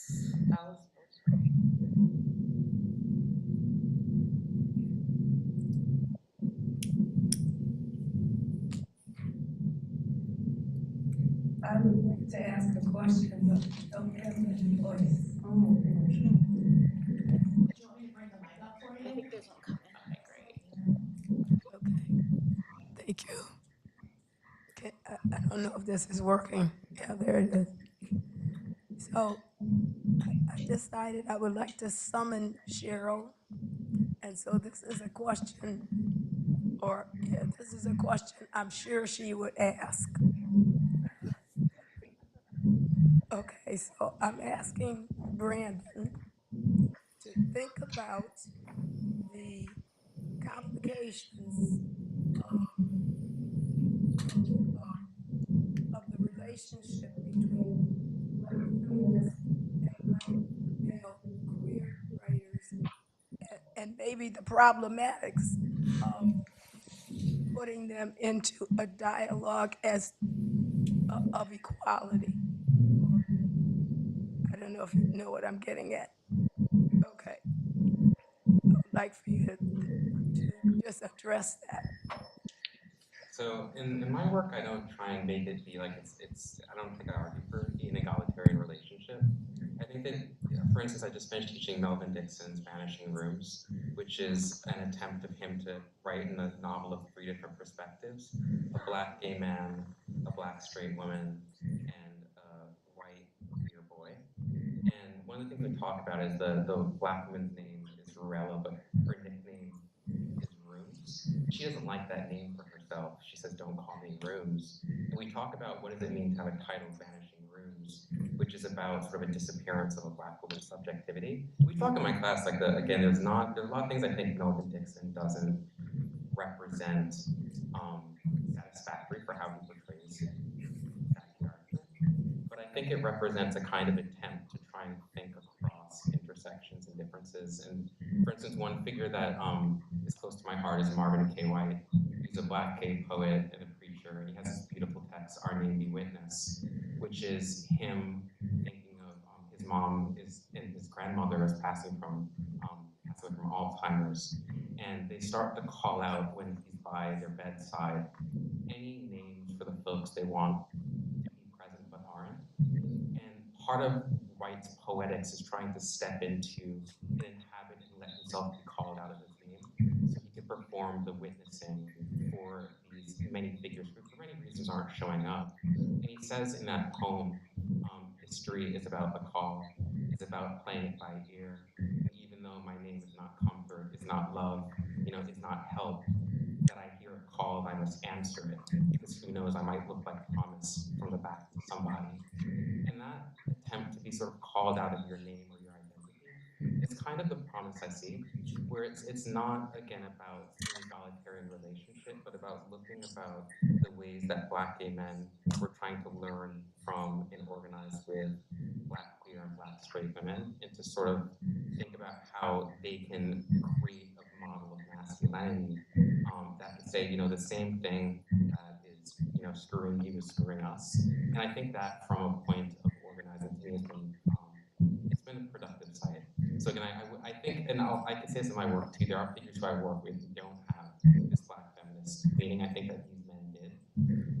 But my job is to sort of see what, how do I say this? What kind of model of intimacy and belonging these Black queer men are working with. And particularly this history, a lot of it is trying to learn from and think with how to create softer, more viable masculinities. I do think it's part of the Black feminist project.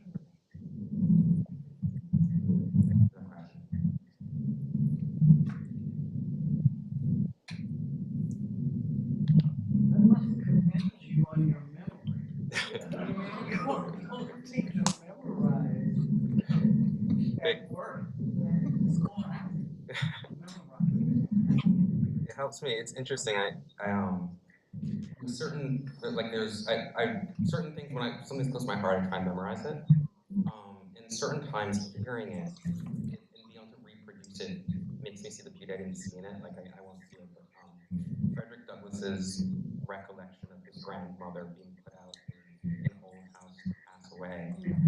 When you memorize that line and you perform it, you hear how much poetry is animating the lines, how much alliteration. I've read it over and over again on the page. But I promise you my memory fails many other places.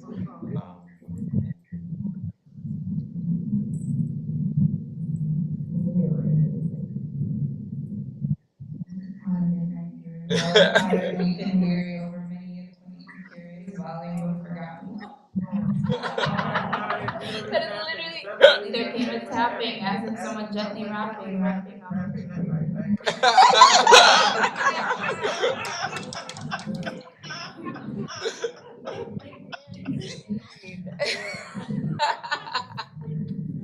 No, that actually is.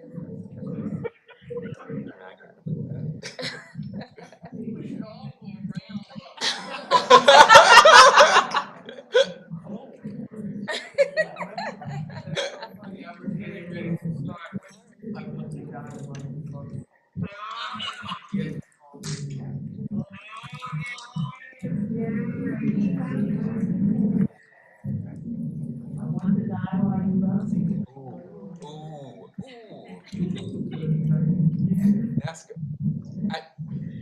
I love that. I think of Maya Angelou's performance, the live poetry performance, which is one of the texts I teach in Black Joy.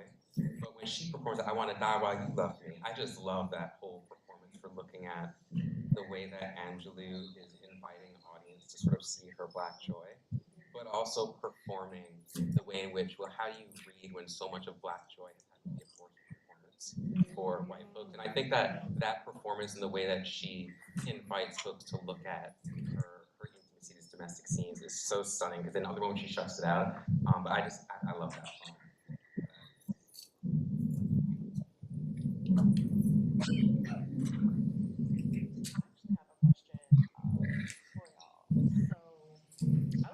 We had a real brief conversation about how y'all wanted to be introduced when we came up here, and I said I was going to say doctor, in part because writing really, you know, was and is Cheryl's vision, and one that the three of us sit up here and testify to its success. And I want to hear what that like means for y'all, especially considering the current state of the job market, especially considering that many of us are in spaces where it's very clear, like, you are not meant to be here. You're here, but we're only going to do it hesitantly. And considering the legacy of the program, especially at a time where some people are like, it's irresponsible to encourage folks to go to grad school, and to divert them away. And thinking about that continued labor as Black feminist praxis as oppositional.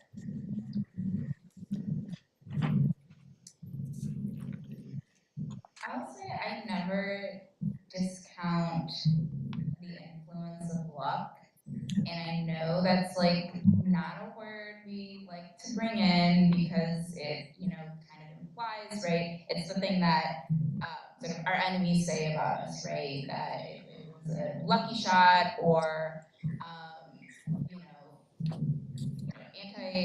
whatever. I'm not bringing that into the room, but I know we don't like to talk about luck because it implies in some ways that we didn't work hard, or I didn't work hard to you know, achieve, or that I don't deserve the things that I do. And yet I, you know, look around. You know, I defended in 2019. You know, I have friends who are still on the market. I have friends who are just about done with the market because the market is done with them. I know so many just like talented, brilliant, just like beyond people who I'm like, I would give you my job if I could, but I like having health insurance. Who have been, you know, sort of closed out of this space. And so when I say that I'm lucky, it's not to say that I didn't bust my butt or I didn't do the work or anything like that, but to sort of acknowledge some sort of force from the universe that sort of put me in the right places, in the right time, and sort of in the right order.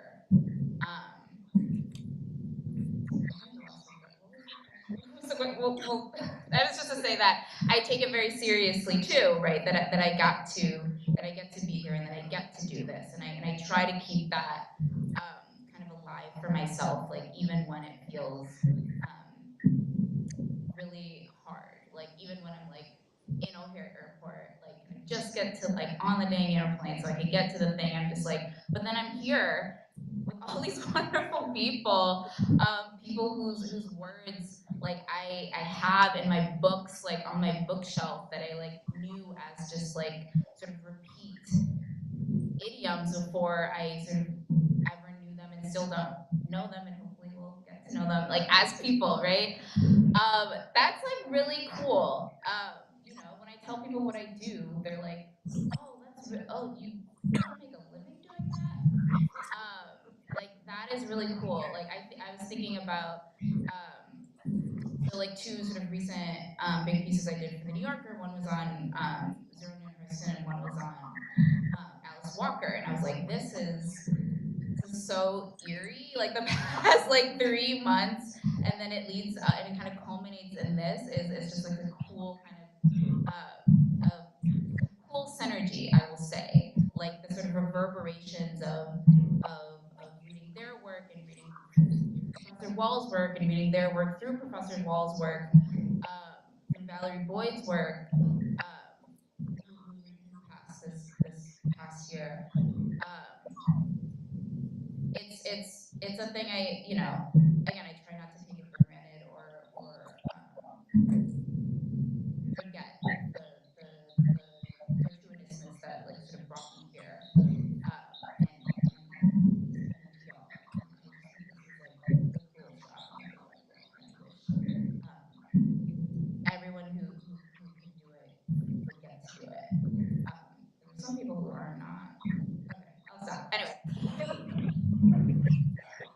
love and light. I like what you say about luck, though. I feel that with my family, my grandma would always say, like, child, I always knew you were going to succeed. And she told me that since I was like 8. But it was just, there was an expectation in our family that the other generation was always surpass the one before. My grandparents being West Indian Barbados on the other side. But I never believed that I was going to succeed. And I mean in that, like, I just know this country, so many people deserve to succeed that I could not believe that. I think, though, that, I don't know, that the joy of being able to be in a room like this to me means too much. Like, I took my job Brandeis during a pandemic year. So my graduation was at Lockley. I went to Berkeley. It was Minecraft version of Berkeley because I never got graduation. And then I just graduated into teaching online for a year. And that was a hard year. This is my first in-person conference. But to be able to actually see like the things that was happening, I would read scholarly books and I wasn't even taking people's names anymore. It's just like I actually felt like sitting in a room. And to be able to like actually come out and reconvene all these people's voices, it means a tremendous deal. So in terms of, I think, how to say, the joy of this work and about being able to see like, yeah, there was a lot of fortuitousness. There's also, we talk about a lot of investment in us. And so I think when I try to invest in my students in that way. I write like page-long replies to their papers I'm sure they don't read. But it's wanting to folks to be able to see the kind of value that my grandma put on me. So was there. Recognize the role of luck, especially in this market. I'm also, it's a phrase that's going around. You have people talking on your behalf in rooms you're not in. And I think when I think about my time in Ready and the continued relationship that I've had with others, that really strikes me. And that helps with the luck. I remember the last in-person conference I went to before the pandemic hit. I believe it was MLA, and I ran into Cheryl there, and she's like introducing me to all these people. She's like enthusiastic, and that really kind of hit home that labor. And so even thinking about the title of this particular symposium, Changing Our Own Futures, I think that's important, but I think it's also important to recognize the ways that we change each other's futures. And once again, thinking about that as Black feminist praxis as well. It helps luck go a long way. So we're getting to the end of this panel, and I just want to know, what was your favorite Ready memory? The part that really stuck out to you when you were in Ready? That was some years ago.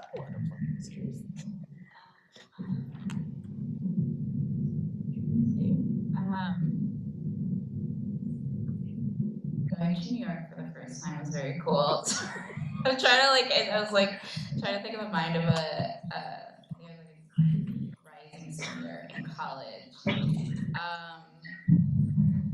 have a memory of someone like chasing me down because I forgot to like get my little like reimbursement check whatever. Like I was like bye. I was like hello, like do you want money? No. Yeah, I think it's I think the seminars were really powerful.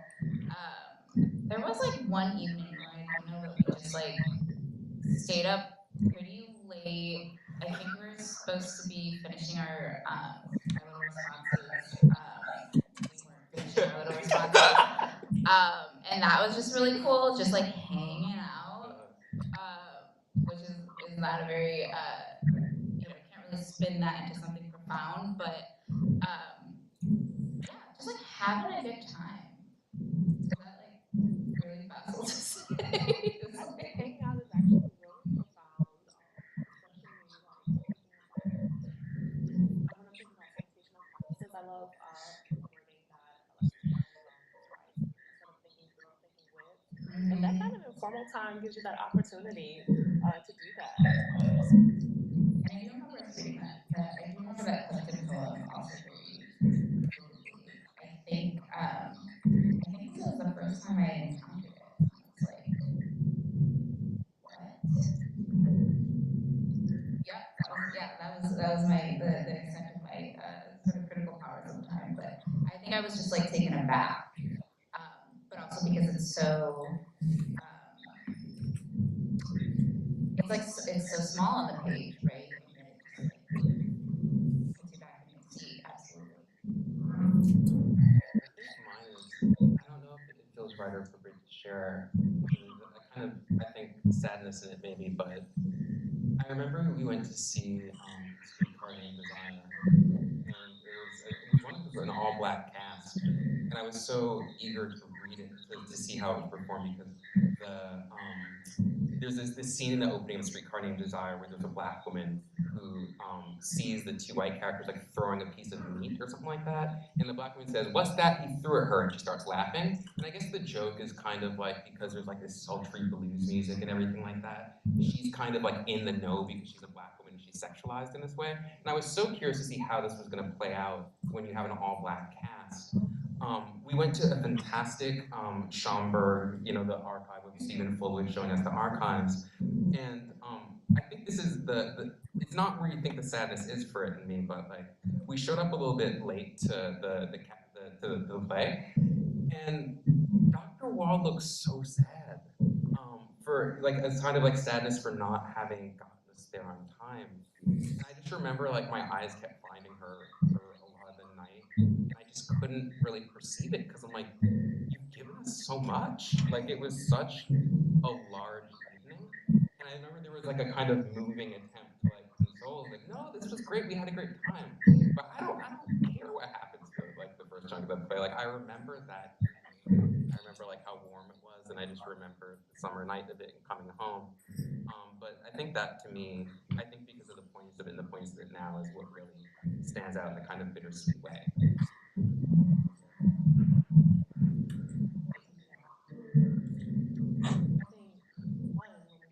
Schomburg, and we had a chance to see Baldwin's draft.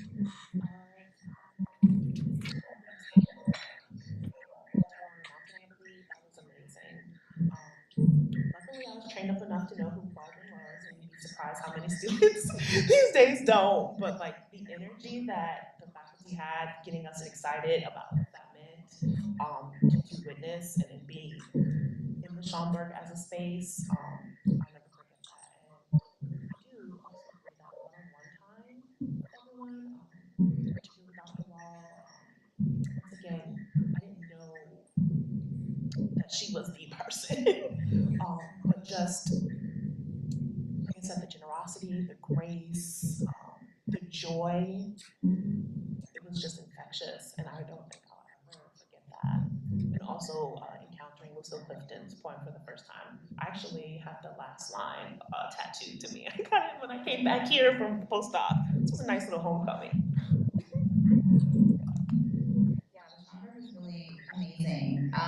And it's also like one of those cool things that like, again, like belatedly acquires significance. And like, oh, archive is very, very cool. Schomburg, okay, this is really cool. And then, you know, now it's like Hunger Games. We're like fighting to like get, you know, a fellowship or something, right? Through the Schomburg. Like you know, good luck, right? And we were kind of, as, you know, just like kids, you know, I call it kids, but your adults is fine. But I felt like a kid, just like getting to see, and that's one of the like couple of photos that my like core photographer self did take, was us in the Schomburg, and like the table of books, and I was just like looking around and trying to like turn the page and like, no, we don't rip like this piece of history.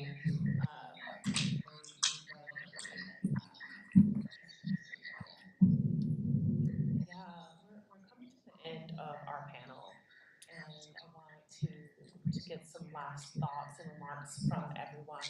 I know for me, I just really can't emphasize enough just the brilliance and foresight of her vision. It wasn't just preparing a lot of us for a world and experience that perhaps was never on our horizon, but it was also letting us know that becomes a whole world in Black voice and in studies, and you can see that culminating with what we read, going to the Schomburg, later on ushering me into Black feminist theory and just all of that. And I think there can't be enough said for that kind of world making and world visioning. And I'm so incredibly grateful to have had that opportunity. And I'm so happy that it's continuing on.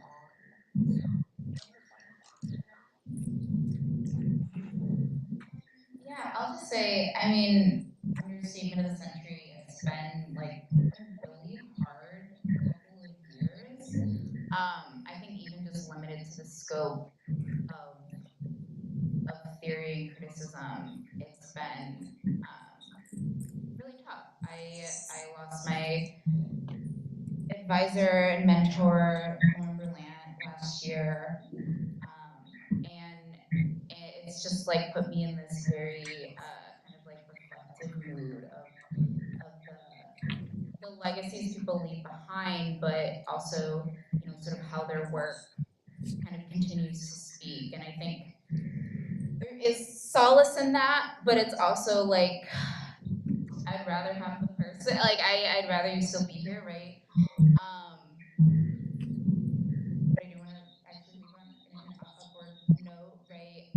And I think it is part of going back to that idea of really being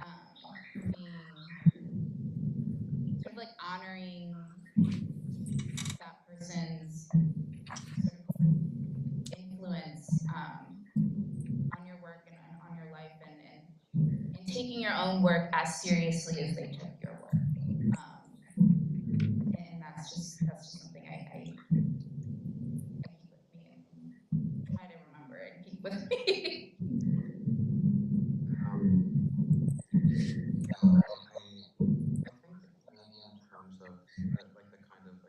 Stresses the word, circle the word humility here and having time to know that you've been invested in. I think, like, again, like what Dr. Maya is just about, like, we live in direct relation to the heroes and heroes of the US. But I think that, like, in this kind of possibility, to know that you are part of a line, you know, and you belong that line, and line belongs to you. Think of, like, how your work adds to this project. It's I mean, a lot of the resources that I took from really were transformative as I moved into teaching. Like, one last anecdote I'll share is even one of the we still took this this series on Leda and the Swans. There's this really beautiful line of poets, and I was teaching one TA for one class, and I only had quite a syllabus. And here was an opportunity to take Leda and the Swan into dialogue and say, "Here, students, here is Lucille Clifton's take on this. No more pyrotechnic stars spinning themselves into fallacies of light. You want what a man wants, the next time come as a man or don't come." Students love that, right? Yeah, And I just remember, like, that's what they wanted to write on. They didn't want to write on Leda, you know? And so I think that, like, the kind of tools that this program gave me, the readings, to be able to diversify educational spaces as well when they were not diverse, is something I'm very grateful for. So I thank y'all.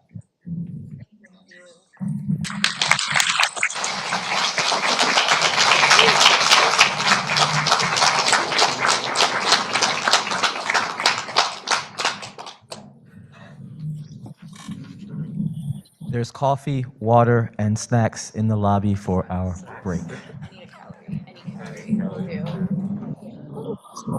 Thank you for that. That's a great moderator.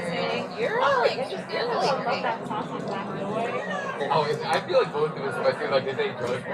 Oh, that's so funny. I have a colleague teaching on Blackboard right now. Oh yeah? Yeah, different man. But yeah, that's funny. What do you think?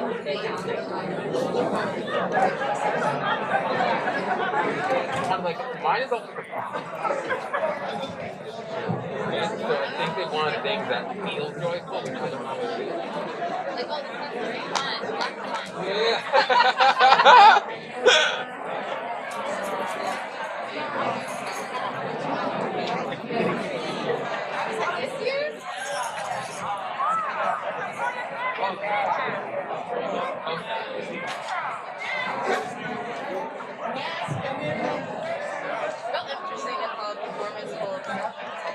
That's what I told her.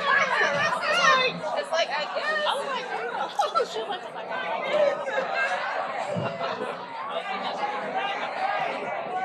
about Black performance of the children.